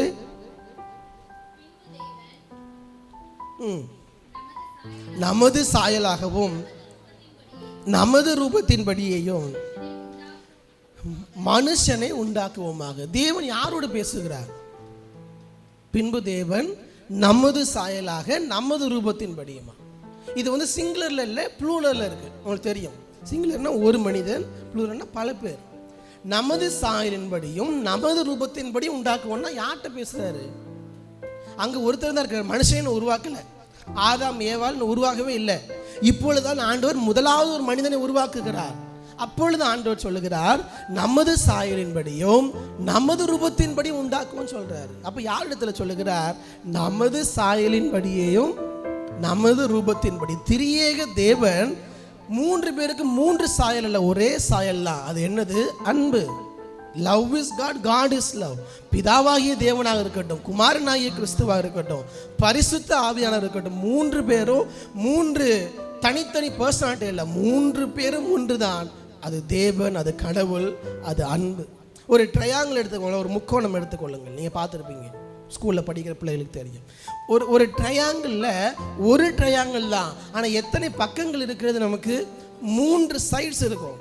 இந்த சைடு இருக்கும், இந்த சைடு இருக்கும், அந்த சைடு இருக்கும். 3 சைட்ஸ் சேர்ந்து ஒன்று தான். அது ஒரு ட்ரையாங்கிள் தான், 3 ட்ரையாங்கிள்னு சொல்ல மாட்டோம். இதெல்லாம் ஒரு எடுத்துக்காட்டு தானே ஒழிய முழுமையாக நம்மால் புரிந்து கொள்ள முடியாது. எப்படி நாம் கடவுளை 3 பேரையும் எங்கே பார்க்கிறோம்? மத்தேயு 3 வாசிக்கிறோம். இயேசு கிறிஸ்துவினுடைய ஞானஸ்நானம் எடுத்து வாசிக்க வேண்டாம், அவங்க எல்லாருக்கும் தெரிந்த சம்பவம் தான். இயேசு கிறிஸ்து, இவர் தான் இயேசு கிறிஸ்துன்னு வச்சுக்கோங்க கொஞ்ச நேரத்துக்கு, கள்ள உபதேசம் சொல்லிடாதீங்க. இயேசு கிறிஸ்து யோவான் ஸ்நானம் இடத்துல என்ன பண்ணுறாரு? ஞானஸ்நானம் எடுக்கிறார். முழங்கால் போடுறா. ஞானஸ்தானம் எடுக்கிறார். ஞானஸ்தானம் எடுக்கும் பொழுது அங்கே ஒரு சத்தம் கேட்குது. என்ன சத்தம் கேட்குது? இவர் என்னுடைய நேசகுமாரன். பரவாயில்ல, எடுத்துட்டீங்கன்னா வாசிடுங்க அந்த வசனத்தை மட்டும். இவர் என்னுடைய நேசகுமாரன், இவரில் நான் பிரியமா இருக்கிறேன்னு அவர் சொல்றார். யாரு சொல்றா? பரலோகத்திலிருந்து பிதாவினுடைய சத்தம் கேட்குது. அதே நேரத்தில் பிதாவுடைய சத்தம் கேட்கும் பொழுது இன்னொரு சம்பவம் அங்கே நடக்குது. என்ன நடக்குது? இந்த வசனத்தை எடுத்துட்டீங்கன்னா வாசிங்க.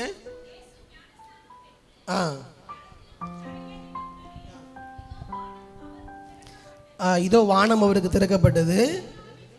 நல்லா கவனிங்க, பரலோகத்திலிருந்து சத்தம் வருது. இதா சொல்றாரு, இவருடைய நேசகுமாரன், இவர்கள் பிரியமா இருக்குன்னு சொல்றாரு. அதே நேரத்தில் இன்னொன்று நடக்குது. வானம் திறக்கப்படுகிறது. தேவ ஆவியானவர் இறங்கி தம்மேல் வருகிறதை புறாவை போல வராரா இல்லையா? சரி, ஓகே, நம்ம புறான்னு சொல்லி தேவ ஆவியான என்ன பண்ணுறாரா, அவர் மேல் வருகிறார். இன்றைக்கி பிளாக் ட்ரெஸ் போட்டு வந்துட்டான், ஒயிட் ட்ரெஸ் போட்டு வர சொல்லியிருக்கலாம், பரவாயில்ல.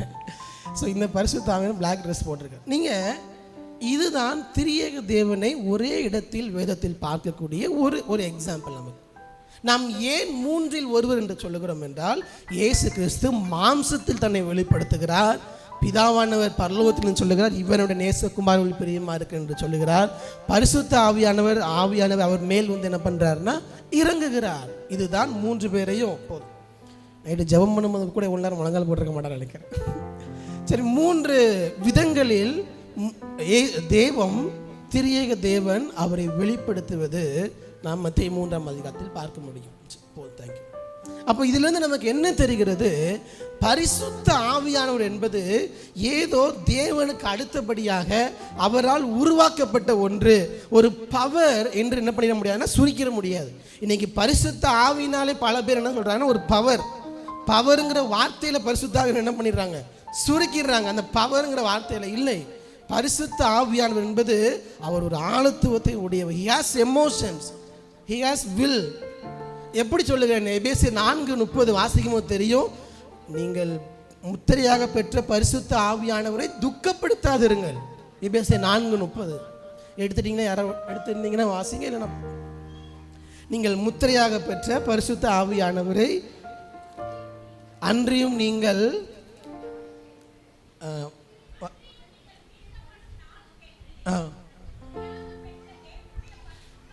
முத்திரையாக பெற்ற பரிசுத்த ஆவியை துக்கப்படுத்தாதிருங்கள்.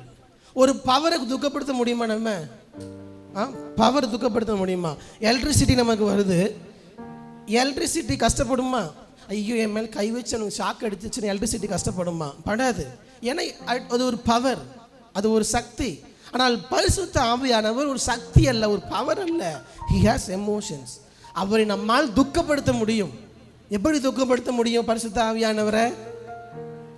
நாம் அவருக்கு பிரியமில்லாத வாழ்க்கையை வாழும் பொழுது பரிசுத்த ஆவியானவரை துக்கப்படுத்த முடியும். 1 கொரிந்தியர்ல வாசிக்கிறோம், ஆவியின் வரங்களை தமது சித்தத்தின்படி ஆவியானவர் என்ன பண்றாராம், ஒவ்வொருவருக்கும் பகிர்ந்தளிக்கிறாராம். அப்போ அவர் தமக்கு விருப்பத்தின்படி பரிசுத்த ஆவியின் சித்தத்தின்படி ஒவ்வொருவருக்கும் ஒவ்வொரு வரங்களை ஆண்டவர் தருகிறார். அப்போ பரிசுத்த ஆவியானவர் ஒரு சக்தி அல்ல, ஒரு பவர் அல்ல. அதை ஒரு சக்தியாக நம்மால் சுருக்கி விட முடியாது. அவர் அல்பாவும் ஒமேகாவும் ஆனவர், ஆரம்பத்தில் இருந்து இருக்கிறார், முடிவு பரியந்தம் இருக்கிறார். ஸோ பரிசுத்த ஆவியானவரை கடவுளாக, தெய்வமாக, திரியேக தேவனில் ஒருவராக, மூன்றில் ஒருவராக பார்க்கக்கூடிய புரிதல் முதலாவது உங்களுக்கு எனக்கு வர வேண்டும். எத்தனை பேருக்கு நான் சொன்னது கொஞ்சமாவது புரிஞ்சிச்சு? ஹல்லேலூயா. பரவாயில்ல, உங்கள் கண்களில் பார்க்கும் பொழுது ஏதோ மரங்களை போல் ஆடுவது போல் இருக்குது. அதாவது பரவாயில்ல, ஒன்றுமே தெரியாமல் இருக்கிறதுக்கு மரங்கள் போல் தெரிஞ்சாலும் பரவாயில்ல. இன்னும் நாள் சில மனுஷங்கள் அவங்களுக்கு தெரிஞ்சிடும். நமக்கு இதை குறித்ததான ஒரு தெளிவு இல்லாததுனால என்ன ஆகுதுன்னா, அடுத்த சந்ததிக்கு அதை பற்றி ஒன்றும் தெரிய மாட்டேங்குது. அடுத்து வர பிள்ளைகளுக்கும் அடுத்து வர ஒன்றுமே தெரில. அப்புறம் யார் என்ன சொன்னாலும் அதை ஏற்றுக்கொள்ளக்கூடிய இடத்திற்கு நாம் போய்விடுவோம். ஏன்னா நமக்கு தான் ஒன்றும் தெரியலையே. தெரிஞ்சாதானே நம்ம ஏதாவது பேச முடியும். எதுவுமே தெரிலன்னா, இன்றைக்கு தவறான காரியங்களை கற்றுக் கொடுப்பதற்கு பலர் இருக்கிறார்கள். நீங்கள் ஆன்லைனில் பார்த்தாலும் சரி, சுற்றிலும் சரி. இன்னொன்று, தவறான காரியம்தான் எளிமையாக நமக்கு பிடிக்கவும் செய்யும், ஈஸியாக ஏற்றுக்கொள்வது போல இருக்கு. இல்லை, இதை நான் புரிந்து கொள்ள வேண்டும். பரிசுத்த ஆவியானவர் யார்? இந்த புரிதல் நமக்கு இருக்க வேண்டும். இந்த பரிசுத்த ஆவியானவர் எப்படி நம்முடைய வாழ்க்கையில் செயல்படுகிறார்? வாசியுங்கள், யோவான் 16வது அதிகாரம், யோவான் 16-14 இல்லை 14வது அதிகாரம் 17 வாசிங்களேன். 14-17. அதான், உலகம் அந்த சத்திய ஆவியானவரை காணாமலும் அறியாமலும் இருக்கிறபடியால் அவரை பெற்றுக்கொள்ள மாட்டாது. நன்றாக கவனிங்க, இதுதான் முக்கியமானது. அவர் உங்களுடனே வாசம் பண்ணி, இங்கிலீஷ் நீங்கள் அவரை அறிவீங்கள். வசனம் சொல்லுது, அவர் உங்களுடனே வாசம் பண்ணி உங்களுக்குள்ளே இருப்பதா. அவன் பரிசுத்த ஆவியானவர் எங்க இருக்கிறாரா? நம்முடனே வாசம் பண்ணுகிறாராம், அடுத்து நமக்குள்ள இருக்கிறார். எல்லாம் சொல்லுங்க பார்க்கலாம். என்னுடன் வாசம் பண்ணுகிறார், எனக்குள் இருக்கிறார். எத்தனை பேர் இதை விசுவாசிக்கிறீங்க? வாலிப பிள்ளைங்களை யாருமே கையை தூக்கலையே. எத்தனை பேர் விசுவாசிக்கிறீங்க? பரிசுத்த ஆவியானவர் என்னுடன் இருக்கிறார், எனக்குள் இருக்கிறார். அது நீங்க விசுவாசிக்காட்டாலும் அதுதான் உண்மை. ஏனென்றால் நீங்க எப்பொழுது இயேசு கிறிஸ்துவை சொந்த இரட்சகராக ஏற்றுக்கொள்ளுகிறீர்களோ அவர்தான் கடவுளின் பாவங்களுக்காக மரித்து உயிர்த்தெழுந்தார், அவர்தான் எனக்கு பாவத்தை மன்னிக்க முடியும் என்கிற ரட்சிப்பின் அனுபவத்தை என்னைக்கு பெற்றுக்கொள்கிறீர்களோ அன்றைக்கே பரிசுத்த ஆவியானவர் உங்களோடு இருக்கிறார், உங்களுக்குள் இருக்கிறார். முத்திரையாக பெற்ற பரிசுத்த ஆவியானவர் அப்படின்னா என்ன அர்த்தம்? சீல்டு. சீல் வச்சுட்டோன்னு என்ன ஆகும்னா திருப்பி சீல் என்ன பண்ண முடியாது, உடைக்க முடியாது, எடுக்க முடியாது. அப்போ பரிசுத்த ஆவியானவர் முத்திரையாக நாம் என்றைக்கு ரட்சிக்கப்பட்டோமோ, when we got saved, Holy Spirit comes inside us. நமக்குள்ளாக வந்து விட்டார், நமக்குள்ளாக இருக்கிறார், நம்மோடு கூட இருக்க. என்ன செய்கிறார்? பாவத்தை குறித்தும் நீதியை குறித்தும் கண்டித்து உணர்த்துகிறார். நாம் ஆண்டவரை ஏற்றுக்கொள்வதற்கு வழிவகைகளை ஏற்படுத்தி தருகிறார். இதெல்லாம் ஆண்டவர் தான் செய்கிறார், பரிசுத்த ஆவியானவர் தான் செய்கிறார். ஏன்னா நம்ம யாருமே நம்முடைய மனதளவில் உணராமல் ஏற்றுக்கொள்ளாமல் இன்றைக்கு சபையில் இருக்க முடியாது. நம்ம மனதுக்கு தெரிகிறது அவர்தான் கடவுள், அதனால்தான் இங்கே இருக்கிறோம். நம்மோடு இருக்கிறார், நமக்குள் இருக்கிறார். அது மாத்திரம் நம்முடைய கிறிஸ்தவ வாழ்க்கைக்கு போதுமா என்று கேட்டால், இஸ் தட் நாட் எனஃப்? இது நமக்கு போதாது. It is not enough.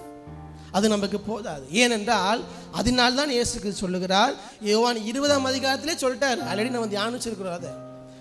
யோவான் 20ஆம் அதிகாரத்தில் சீஷர்களை பார்த்து சொல்கிறாரு, உங்களுக்கு சமாதானம் உண்டாவதாக என்று சொல்லிவிட்டு அவர்கள் மேல் ஊதி பரிசுத்த ஆவியை பெற்றுக்கொள்ளுங்கள் என்று சொல்லிவிட்டார். அப்போ சீஷர்கள் எல்லாரும் பரிசுத்த ஆவியை எப்போ பெற்றுக்கொண்டாங்க? யோவான் 20ஆம் அதிகாரத்திலே பெற்றுக்கொண்டாச்சு. அப்படித்தானே? நீங்கள்லாம் பார்க்குறத பார்த்தா வசனம் இல்லாத மாதிரி இல்லை, இருக்குது. யோவான் 20ஆம் அதிகாரத்தை பாருங்கள். யோவான் 20:22 பார்த்தீங்கன்னா, அவர்கள் மேல் ஊதி பரிசுத்த ஆவியை பெற்றுக்கொள்ளுங்க என்று சொல்லுகிறார். அப்போ இயேசு கிறிஸ்து உயிர்த்தெழுந்து சீஷர்களுக்கு காட்சி அளிக்கும் போதே பரிசுத்த ஆவி அவர்கள் கொடுத்து விட்டார். உங்களுடைய வாசம் பண்ணி உங்களுக்குள் இருக்கிற பரிசுத்த ஆவியானவர் பரிசுத்த ஆவியை கொடுத்து விட்டார். அப்போ பரிசுத்த ஆவியானவர் அவர்களோடு தான் இருக்கிறார் என்றால் எதற்காக? அப்போஸ்தலர் 1ஆம் அதிகாரம் வரும்பொழுது மீண்டுமாக சொல்லுகிறார், நீங்கள் காத்திருங்கள், பரிசுத்த ஆவியின் அபிஷேகத்துக்காக, பரிசுத்த ஆவியின் ஞானஸ்தானத்திற்காக காத்திருங்கள் சொல்றாரு. அப்ப இதுல இருந்து ஒன்று தெளிவாக புரிகிறது, பரிசுத்த ஆவி நம்மோடு இருப்பது வேறு, பரிசுத்த ஆவியின் பலனை பெற்றுக்கொள்வது என்பது வேறு. எத்தனை பேர் என்னோடு கூட வருகிறீர்கள்? ஹல்லேலூயா. ரெண்டும் ஒரே அனுபவம் அல்ல. நாம் வெவ்வேறு பாரம்பரியத்திலிருந்து வந்திருக்கலாம், வெவ்வேறு பாரம்பரிய சபைகளிலிருந்து வந்திருக்கலாம். ஒவ்வொரு சபைகளிலும் ஒவ்வொரு விதமான காரியங்களை நாம் கற்றுக்கொண்டிருக்கலாம். ஆனால் நம்முடைய பாரம்பரியம், நம்முடைய வசனத்துக்கு ஒரு நாள் என்ன பண்ணிடக்கூடாதுன்னா தடையாக இருக்கக்கூடாது. பாரம்பரியங்கள் நல்லது, நல்ல விதமான ட்ரெடிஷன்ஸை we have to follow, but that should not be a stumbling block for scriptures. வேதத்திற்கு தடையாக ஒரு நாள் இருக்கக்கூடாது. வேதம் என்ன சொல்லுகிறது? ஆவியானவர் உனக்குள் இருப்பது ஒரு அனுபவம், ஆனால் ஆவியினுடைய பலனை பெற்றுக்கொள்வது இட்ஸ் கம்ப்ளீட்லி டிஃப்ரெண்ட். ஆவியானவர் நோடு இருக்கிறாரா? எஸ், எல்லாரோடும் இருக்கிறார். இங்க இருக்கிற எல்லாரோடும், ரட்சிக்கப்பட்ட அனுபவம் இருக்கிற எல்லாரோடும் இருக்கிறார். நீங்கள் பாவம் செய்தால் இருக்கிறாரா? இருக்கிறார், உங்களோடு தான் இருக்கிறார். ஆனால் பரிசுத்தாவின் பலன் உங்களுக்குள் இருக்குதான்னு கேட்டால் அதுதான் கேள்வி. பரிசுத்தாவின் நிறைவு உங்களுக்குள் இருக்குதானா? அதுதான் கேள்வி. பரிசுத்தாவின் அபிஷேகம் நமக்குள் இருக்குதானா? That's the question. ஆவியால் இருக்கிறார், உங்க கூட தான் இருக்கிறார். நீங்க யாருக்குமே தெரியாத பாவத்தை செய்யும் போது உங்க கூட தான் இருக்கிறார். யாருக்குமே தெரியாத தவறை செய்யும் பொழுதும், நீங்க ஆண்டவரை விட்டு தூரமாக போகும் பொழுதும், நீங்க அவரை காம்ப்ரமைஸ் பண்ணும் பொழுதும், அலட்சியமாக எடுத்துக்கொள்ளும் பொழுதும், எல்லா நேரங்களிலும் எங்கேயும் போக மாட்டாருங்க. உங்க கூடவே தான் இருப்பார். துக்கத்தோடு இருப்பார். என்னுடைய பிள்ளை இப்படிலாம் செய்கிறாளேன்னு துக்கத்தோடு உங்களோடு இருப்பார். ஆவியான உங்க கூட தான் இருக்கிறார். அதில் எந்த கேள்வியும் இல்லை, அதில் கேள்வியே உங்களுக்கு வேண்டாம். ஆனால் அவருடைய பலன் இருக்குதா உங்க கூட? அவருடைய பலன் உங்களோடு இருக்குதா? பரிசுத்தாவி தருகிற பலன் உங்கள்கிட்ட இருக்குதா? அதைத்தான் நான் இந்த காலை நேரத்தில் நம்மோடு பேசி கொண்டு இருக்கிறார். இன்றைக்கு விசுவாசிகள் பரிசுத்த ஆவியானவர் இருக்கிறாரானே நமக்கு தெரியல. ஒன்று. ரெண்டாவது, பலனை குறித்த கேள்வியே இல்லை. சபைக்கு வரோமா, ஆராதனை அட்டன் பண்ணோமா, ஆண்டவருடைய ஆசீர்வாதத்தை வாங்கினோமா, 1.5 மணி நேரம் சர்வீஸை முடித்தோமா, அடுத்த நாள் வேலைக்கு போனோமா? இல்லை. ஆண்டவர் நம்மை ரட்சித்தது அதற்காக அல்ல. அவருடைய பலனை பெற்றுக்கொள்ள, அவருக்கு சாட்சிகளாய் நாம் இருக்க, அவருடைய சித்தத்தை நிறைவேற்ற, அவருடைய ஒரு வெற்றி உள்ள வாழ்க்கை வாழ, இந்த உலகத்தில் ஒரு வெற்றி உள்ள வாழ்க்கை நாம் வாழ வேண்டும் என்று சொன்னால் அதை பரிசுத்தாவின் பலன் இல்லாமல் நம்மால் வாழவே முடியாது. யோவான் 20ஆம் அதிகாரத்திலே பரிசுத்தாவை பெற்றுக்கொண்டு விட்டார்கள் சீஷர்கள். ஆனால் அதற்கு பின்பு அடுத்த அதிகாரத்தையே பாருங்க, எல்லா சீஷர்களும் ஓடுறாங்க. இனிமேல் இதெல்லாம் வேண்டாம், மீன் பிடிக்க போகண்டு பேக்கில் ஓடுறாங்க. எப்போ பரிசுத்தாவை பெற்றுக்கொண்டு ஒருத்தங்க பேக்கில் போக முடியுமா? பரிசுத்தாவி உனக்குள்ளே தான் இப்போ இருக்கார். நீ என்னைக்கு இயேசு கிறிஸ்துவை ஏற்றுக்கொண்டு விசுவாசிக்கிறீ, உன் கூட தான் இருக்கிறார். ஆனால் அவருடைய பலன் இல்லைன்னா நீ மீண்டும் மீண்டும் விழுந்து கொண்டே தான் இருப்பாய், மீண்டும் மீண்டும் விழுவாய். இன்னைக்கு உங்கள் இருதயத்தில் பல பேருடைய இருதயத்தில் கேள்வி இருக்கலாம், நான் இத்தனை ஆண்டுகளாக சபைக்கு வருகிறேன், இத்தனை ஆண்டுகளாக ரட்சிக்கப்பட்டிருக்கிற சபையில் இருக்கிற எல்லாம் செய்கிறேன், ஏன் மீண்டும் மீண்டும் தோல்வி, ஏன் மீண்டும் மீண்டும் பாவத்தில் விழுகிறேன், ஏன் மீண்டும் மீண்டும் இந்த சுபாவங்கள் எனக்குள்ளாக இருக்குதுன்னா பரிசுத்த ஆவியானவர் இருக்கிறார். ஆனால் பரிசுத்த ஆவியின் பலன் உனக்குள் இல்லை. சீஷர்களுக்குள் பரிசுத்த ஆவியானவர் இருந்தால் பரிசுத்த ஆவியின் பலன் இல்லாததினால் பின்வாங்கி போய்கொண்டே இருந்தார்கள். எப்பொழுது அப்போஸ்தலர் 2ஆம் அதிகாரத்தில் பரிசுத்த ஆவியின் பலனை பெற்றுக் கொண்டார்களோ, பரிசுத்த ஆவியின் பலனை பெற்றுக்கொண்ட பின்பு எங்கேயும் நீங்கள் சீஷர்கள் பின்மாறி போவதை பார்க்கவே முடியாது. ஏன்னா அவருடைய பலன் உங்களுக்குள் இருக்கும் பொழுது நீங்கள் ஓடலை, உங்கள் சுய பலத்தில் ஓடலை, அவருடைய பலத்தில் ஓடுகிறீர்கள். அவருடைய பலத்தில், தேவ பலத்தில் ஓடும் பொழுது இந்த உலகம் உங்களை மேற்கொள்ள முடியாது, இந்த உலகம் உங்களை விழ வைக்க முடியாது. ஏனென்றால் உங்கள் திராணியில் போரிட்டால் நீங்கள் உலகத்தை ஜெயிக்க முடியாது. ஆனால் தேவ பலத்தில் போரிடும் பொழுது தேவனுடைய பலத்தை விட, பரிசுத்த ஆவியின் பலத்தை விட இந்த உலகத்தில் பெரியது ஒன்றும் கிடையாது. சாத்தானால் அவனுக்கு முன்பதாக நிற்க முடியாது. அப்போ பரிசுத்த ஆவியின் பலனை பெற்றுக்கொள்ள தேவ சமூகத்தில் நம்ம அர்ப்பணிப்போம். ஆண்டவரில் கேளுங்க. ஆண்டவர் அதைத்தான் கடைசியாக சொல்லி செல்லுகிறார். பரிசுத்த ஆவியின் பலன், யோவான் ஜலத்தில் ஞானஸ்தானத்தை கொடுத்திருக்கிறார், நான் உனக்கு பரிசுத்த ஆவியில் ஞானஸ்தானத்தை தருகிறேன், அதுவரை காத்திரு காத்திரு. பரிசுத்த ஆவி வரும்பொழுது நீ பலன் அடைவாய். ஆண்டவரை கேளுங்க, ஆண்டவரே பரிசுத்த ஆவியினால் வரக்கூடிய பலன் என்னுடைய தனிப்பட்ட வாழ்க்கையில் நான் அதை அனுபவிக்க வேண்டும் என்று கேளுங்க. உங்கள் தனிப்பட்ட வாழ்க்கையில் தேவன் திட்டமும் தெளிவுமாக என்னுடைய இதயத்தில் தந்தது. பரிசுத்த ஆவியின் பலன் it's for each and every one, from childrens, சின்ன பிள்ளைகள் இருந்து பெரியவர்கள் வரை.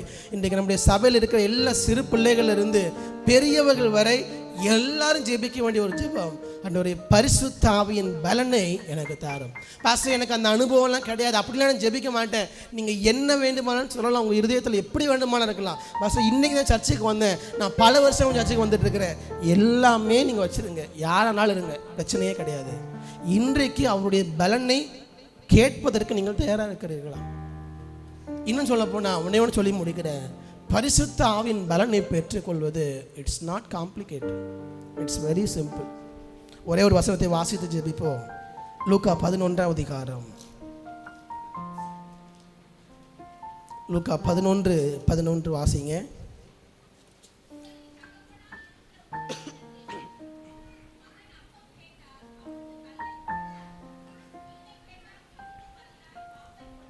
நல்லா கவனிங்க.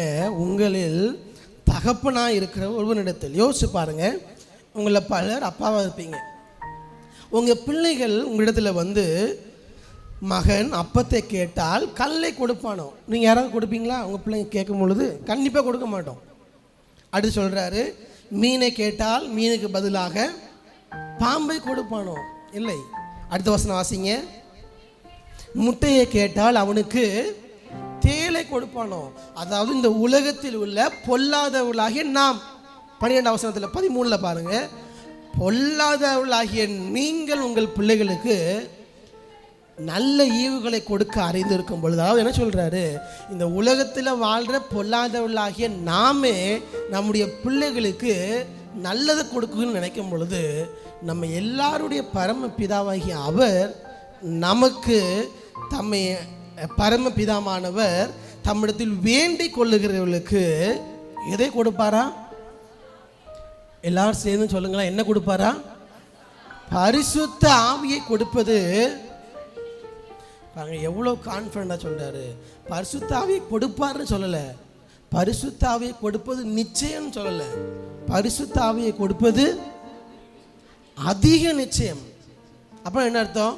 அது வராமல் போவதற்கு, கொடுக்காமல் போவதற்கு, நீங்கள் பலனை பெற்றுக்கொள்ளாமல் போவதற்கு வாய்ப்பே கிடையாது. நீங்கள் பரிசுத்த ஆவியை பெற்றுக்கொள்வது அதிக நிச்சயம், வெரி கான்ஃபிடென்ட். அப்போ அவரிடத்தில் நீங்கள் கேட்டீங்கன்னா அவருடைய பலனை தருவதற்கு ஹி இஸ் ஆல்வேஸ் ரெடி. நீங்கள் எந்த சூழ்நிலை நீங்கள் போயிட்டு இருக்கீங்கன்னு எனக்கு தெரியாது. நீங்கள் என்ன தனிமையின் சூழ்நிலை இருக்கிறீங்களா, போராட்டத்தில் இருக்கீங்களா, ஒரு சில விரக்தியின் சூழ்நிலை இருக்கிறீங்களா, whatever situation you may go through, எல்லாத்துக்கும் ஆண்டவர் சொல்கிற ஒரு பதில், என்னுடைய பலன் உனக்கு இருந்தால் போதும், என்னுடைய பலன் உன்னோடு இருந்தால் போதும். பரிசுத்த ஆவியின் பலன், the power of the Holy Spirit will empower you. பரிசுத்த ஆவியின் பலன் உங்களுடைய வாழ்வின் எல்லா சூழ்நிலையிலும், எல்லா நேரத்திலும் உங்களை மீண்டும் கட்டுவதற்கு அவருடைய பலன் நமக்கு போதும். ஹல்லேலூயா. எத்தனை பேர் விசுவாசிக்கீங்க? நான் சொல்லுகிறது ஆவியானுடைய சத்தம், ஆவியானுடைய சத்தத்தை கேட்கும்பொழுது, இன்று அவருடைய சத்தத்தை கேட்டு எபிரேயரில் சொல்கிறார் ஆண்டவர், வனாந்திரத்தில் உங்களுடைய இருதயத்தை கடினப்படுத்தினது போல் என்ன பண்ணாதீங்க, கடினப்படுத்தாதிருங்கள், கோபப்படுத்தாதிருங்கள். இன்னைக்கு ஆண்டவர் மீண்டுமாக நம்மோடு பேசுகிறார். உங்கள் வாழ்க்கைக்கு தேவையானதெல்லாம் ஒன்று தான். நீங்கள் நினச்சிட்டு இருக்கீங்க பணம் தேவை, நம்முடைய வாழ்க்கைக்கு இந்த பிரச்சனை சரியாகணும், இது சரியாகணும், அவங்க சரியாகணும், இவங்க சரியாகணும். இல்லைங்க, ஆண்டவர் சொல்லுறதெல்லாம் ஒன்று தான். உங்களுடைய வாழ்க்கையின் எல்லாம் வச்சுருக்க ஒன்று இல்லாமல் எதுவுமே நடக்காது. நான் திருப்பி இந்த எக்ஸாம்பிள் சொல்லியே முடிக்கிறேன். நீங்கள் சர்ச்சில் அல்லது உங்கள் வீட்டில் நிறையா ஃபேன் போட்டுக்கலாம், நிறையா விதவிதமாக லைட் இருக்கலாம், வெயிலுக்கு இதமாக பல ஏசி, ரேட்டு கொண்டு ஏசி வாங்கி வைக்கலாம், ஃப்ரிட்ஜ் இருக்கலாம், வாஷிங் மிஷின் இருக்கலாம், எல்லாமே இருக்கலாம். இது எல்லாம் இருந்தால் போதும் நீங்கள் நான் நினச்சிட்டு இருக்கிறோம். இது எல்லாம் இருந்தால் போதாது, என்ன வேணும்? இது எல்லாம் ஒர்க் ஆகிறதுக்கு கரண்ட் வேணும், பவர் வேணும். இன்றைக்கி நம்ம எல்லோரும் அதான் சந்திக்கிறோம். 4 மணி நேரம் 3 மணி நேரம் கரண்ட் இல்லைன்னா எவ்வளோ போராட்டமாக இருக்குது நமக்கு. அப்போது நம்ம நினச்சிட்டு இருக்க இந்த பொருட்கள்லாம் இருந்தால் போதும்னு இல்லை, பொருட்கள் எல்லாம் இருந்தாலும் அது ஒர்க் ஆகிறதுக்கு என்ன வேணும்னா பவர் வேணும், எலக்ட்ரிசிட்டி வேணும்.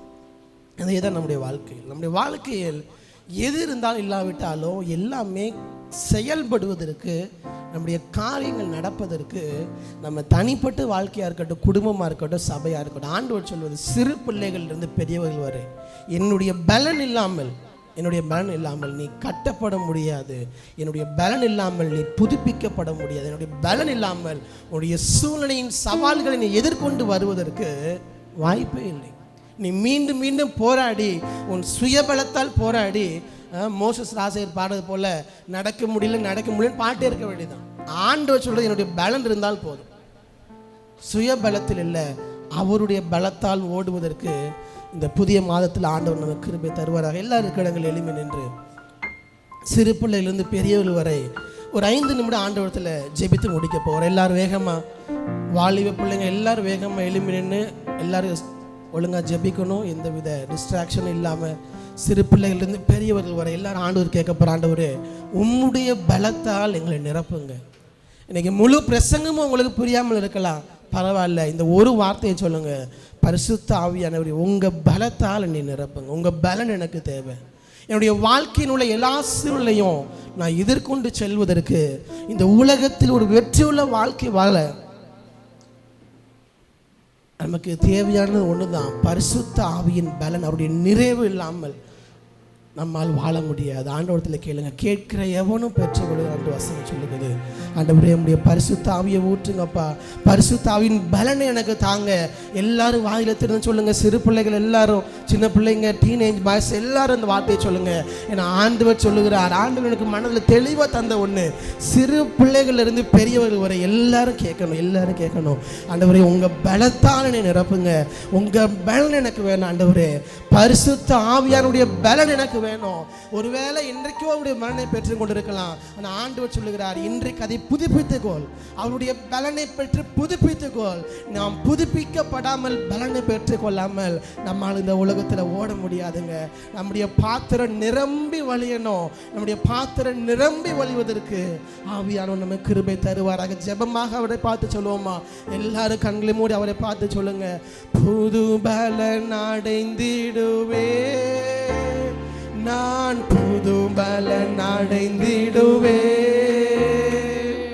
புது பலன் அடைந்திடுவே, நான் புது பலன் அடைந்திடுவே. எல்லாரும் சேர்ந்து சொல்ல போகிறோம். எல்லாரும் கரங்களை தட்டி சேர்ந்து இந்த பாடலை பாட போகிறோம். ஒரே குரலாக ஒரு ஜெபமாக சொல்லுங்க. ஆண்டவரே, பரிசுத்த ஆவியின் பலனை நான் பெற்றுக்கொள்ள நீர் எனக்கு கிருபை தாங்கப்பா என்று சொல்லி அவரை பார்த்து சொல்லுவோமா. அல்லேலூயா.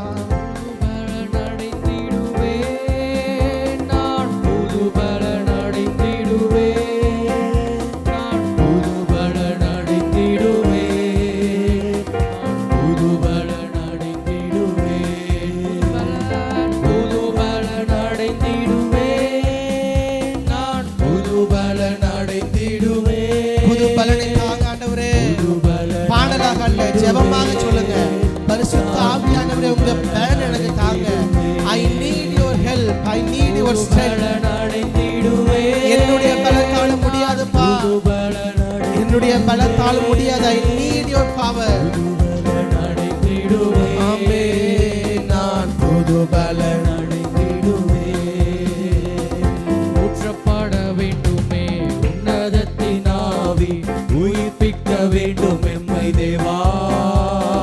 உன்மாரியாக என்று பொழிந்திட்ட ஆவி, எல்லாரும் ஜெபமாக எடுப்போமா. என்று பொழிந்திடுமே. ஊற்றப்பட வேண்டுமே எல்லாரும் கரங்களை தட்டி ஆண்டவரை சொல்லுங்க. உங்க பலனால் எங்க சபையை நிரப்புங்க, என் குடும்பத்தை நிரப்புங்க, எங்க பிள்ளைகளை நிரப்புங்க, என்னை நிரப்புங்க ஆண்டவரே. உங்க பலன் எனக்கு வேண்டும்பா. அபிஷேகமே, என்னுடைய தலையை நிரப்புங்கப்பா. என் பாத்திரம் வழிந்தோடட்டும் ஆண்டவரே. என்னை அபிஷேகமே, என் தலையை ஆவியால் நிரப்புமே.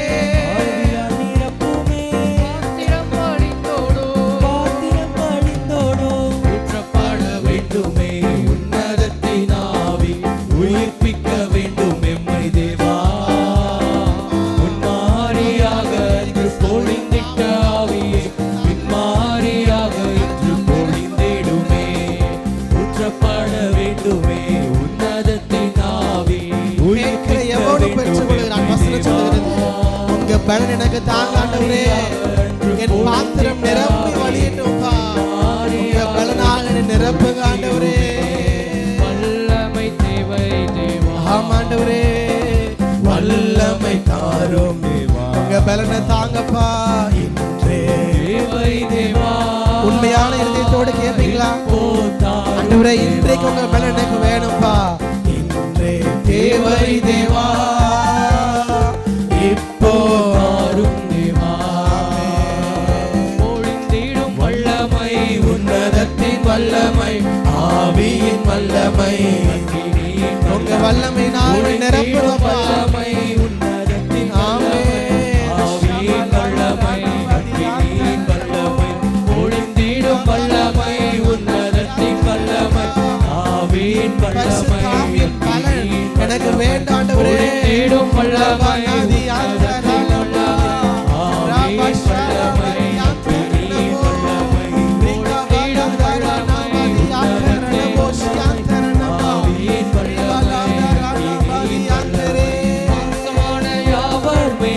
சிறு பிள்ளைகளிலிருந்து பெரியவர்கள் வரை எல்லார் மீதும் ஆவியை ஊற்றுங்கப்பா. எங்க பிள்ளைகள் மீதும் ஆவியை ஊற்றுங்க. தீர்க்க தரிசனங்களை காணட்டும். ஆமென். மூப்பர் வாலிபர் யாவரும் தீர்க்க தரிசனம் சொல்வாரே. விசுவாசத்தோடு சொல்லுங்க. மூப்பர் வாலிபர் யாவரும் ஆமென் தீர்க்க தரிசனம் சொல்வாரே.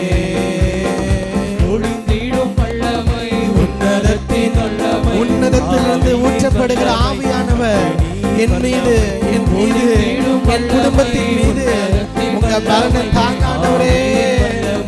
அக்கினியின் புது பலன் அடைந்திடுவே, நான் புது பலன் விசுவாசத்தோடு சொல்லுவோமா.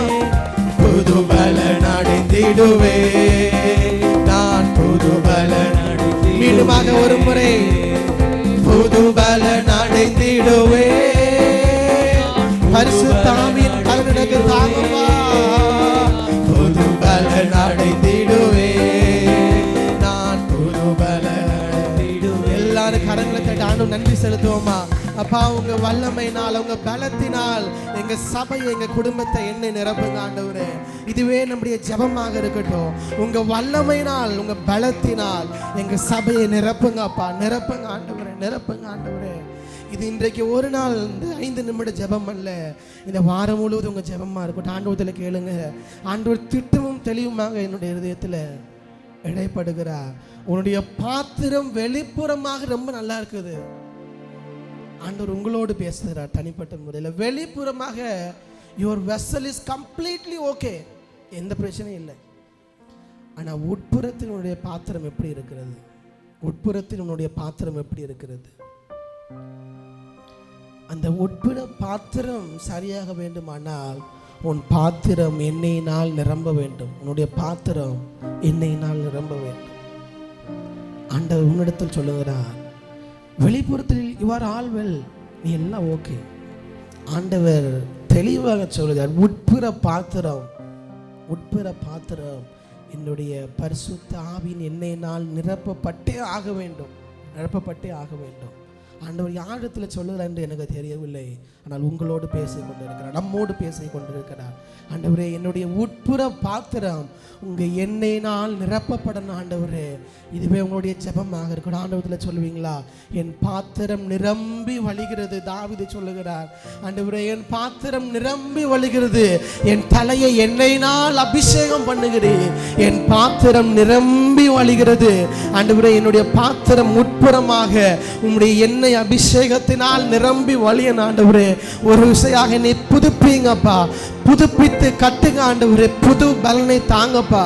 கர்த்தருடைய சமூகத்தில் காத்திருந்து இந்த நாட்களில் உன்னுடைய புது பலனை நான் பெற்றுக்கொள்ளணும். அவருடைய பலன் இல்லாததுனால தான் நீ மீண்டும் மீண்டும் விழுந்து கொண்டிருக்கிறாய், மீண்டும் விழுந்து கொண்டிருக்கிறாய். ஆண்டவரே, உங்க பலனால் நீ நிரப்புங்கப்பா. ஆண்டவர் தெளிவாக சொல்லுகிறார், உன்னுடைய எல்லா கேள்விக்கும் பதில் ஒன்றுதான். தேவ ஆவியின் பலனால் நிரப்பப்படு, எல்லாவற்றிற்கும் பதில் இருக்கிறது. அதுதான் பதில். உங்க இருதயத்தில் என்ன கேள்விகள் இந்த கால இருதயத்தில் இருந்தாலோ, கேள்விகள் எனக்கு தெரியாது, ஆனால் பதில் எனக்கு தெரியும். பதில் ஒன்றுதான், பரிசுத்த ஆவியின் பலன் தான் உங்களுக்கான பதில். ஆண்டவர் உங்களோட நேரடியாக சொல்லுகிறார், பரிசுத்த ஆவியின் பலன், the power of the Holy Spirit is the answer to your question. ஆண்டவத்தில் சொல்லுங்க, அப்பா உங்க பலனால் என்னுடைய குடும்பம் நிரப்பப்படணும் ஆண்டவரே. என்னுடைய ஜெபமெல்லாம் நேற்றிலிருந்து இது ஒன்றுதான் என்னுடைய ஜெபம். எங்க சபையில் சிறு பிள்ளைகள் இருந்து பெரியவர்கள் வரை எல்லாரும் பரிசுத்த ஆவியின் பலனை பெற்றுக்கொள்ள வேண்டும். அதுதான் என்னுடைய ஆசை. நான் நேற்றிலிருந்து பார்த்து கொண்டிருக்கிறேன். அதுக்காக தான் ஜெபிக்கிறேன். இதுவே உங்க ஜெபமா இருக்கட்டும். உங்க பிள்ளைகளுக்காக, உங்க கணவருக்காக, உங்க மனைவிக்காக, உங்க குடும்பத்திற்காக. ஆண்டவரே, என்னுடைய குடும்பம் உங்க பலத்தினால் ஓடணும். இதுவே நம்முடைய ஜெபமாக இருக்கட்டும் ஆண்டவரே. இதுவே எங்களுடைய ஜெபமாக இருக்கட்டும். இந்த 5 மாதத்தை கடந்து வந்திருக்கிறோம். இன்னும் அடுத்த அரையாண்டுக்குள்ளே அடி எடுத்து வைக்கிறோம்ப்பா. உங்க பலத்தால் ஓடுவதற்கு உதவி செய்யுங்க. வருஷத்தின் நடுவிலே எங்களை உயிர்ப்பியும் என்ற வார்த்தையின்படி அப்பா இந்த புதிய மாதத்திற்குள்ளாக போக போகிறோம்.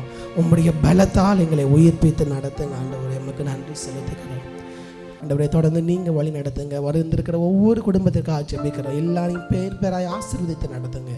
உங்கள் திருக்கரத்தில் தாழ்த்தி தருகிறோம். இயேசுவின் நாமத்தில் ஜெபிக்கிறோம் நல்ல பிதாவே, ஆமென். நாம் எல்லாம் சேர்ந்து சொல்லுவோம், என் ஆத்மாவே கர்த்தரை ஸ்தோத்திரி, என் முழுமே பரிசுத்த நாமத்தை ஸ்தோத்திரி, என் ஆத்மாவே கர்த்தரை ஸ்தோத்திரி. ஆமென், ஆமென், ஆமென். நம்முடைய கர்த்தராகிய இயேசு கிறிஸ்துவின் கிருபையும் பிதாவாகிய தேவனுடைய அன்பும் பரிசுத்த ஆவியானவருடைய சந்தோஷமும் சமாதானமும் நம் அனைவரோடும் சகல பரிசுத்தவான்களோடும் அவருடைய வருகை நாட்பரிந்தும் என்றென்றும் இருப்பதாக. ஆமென்.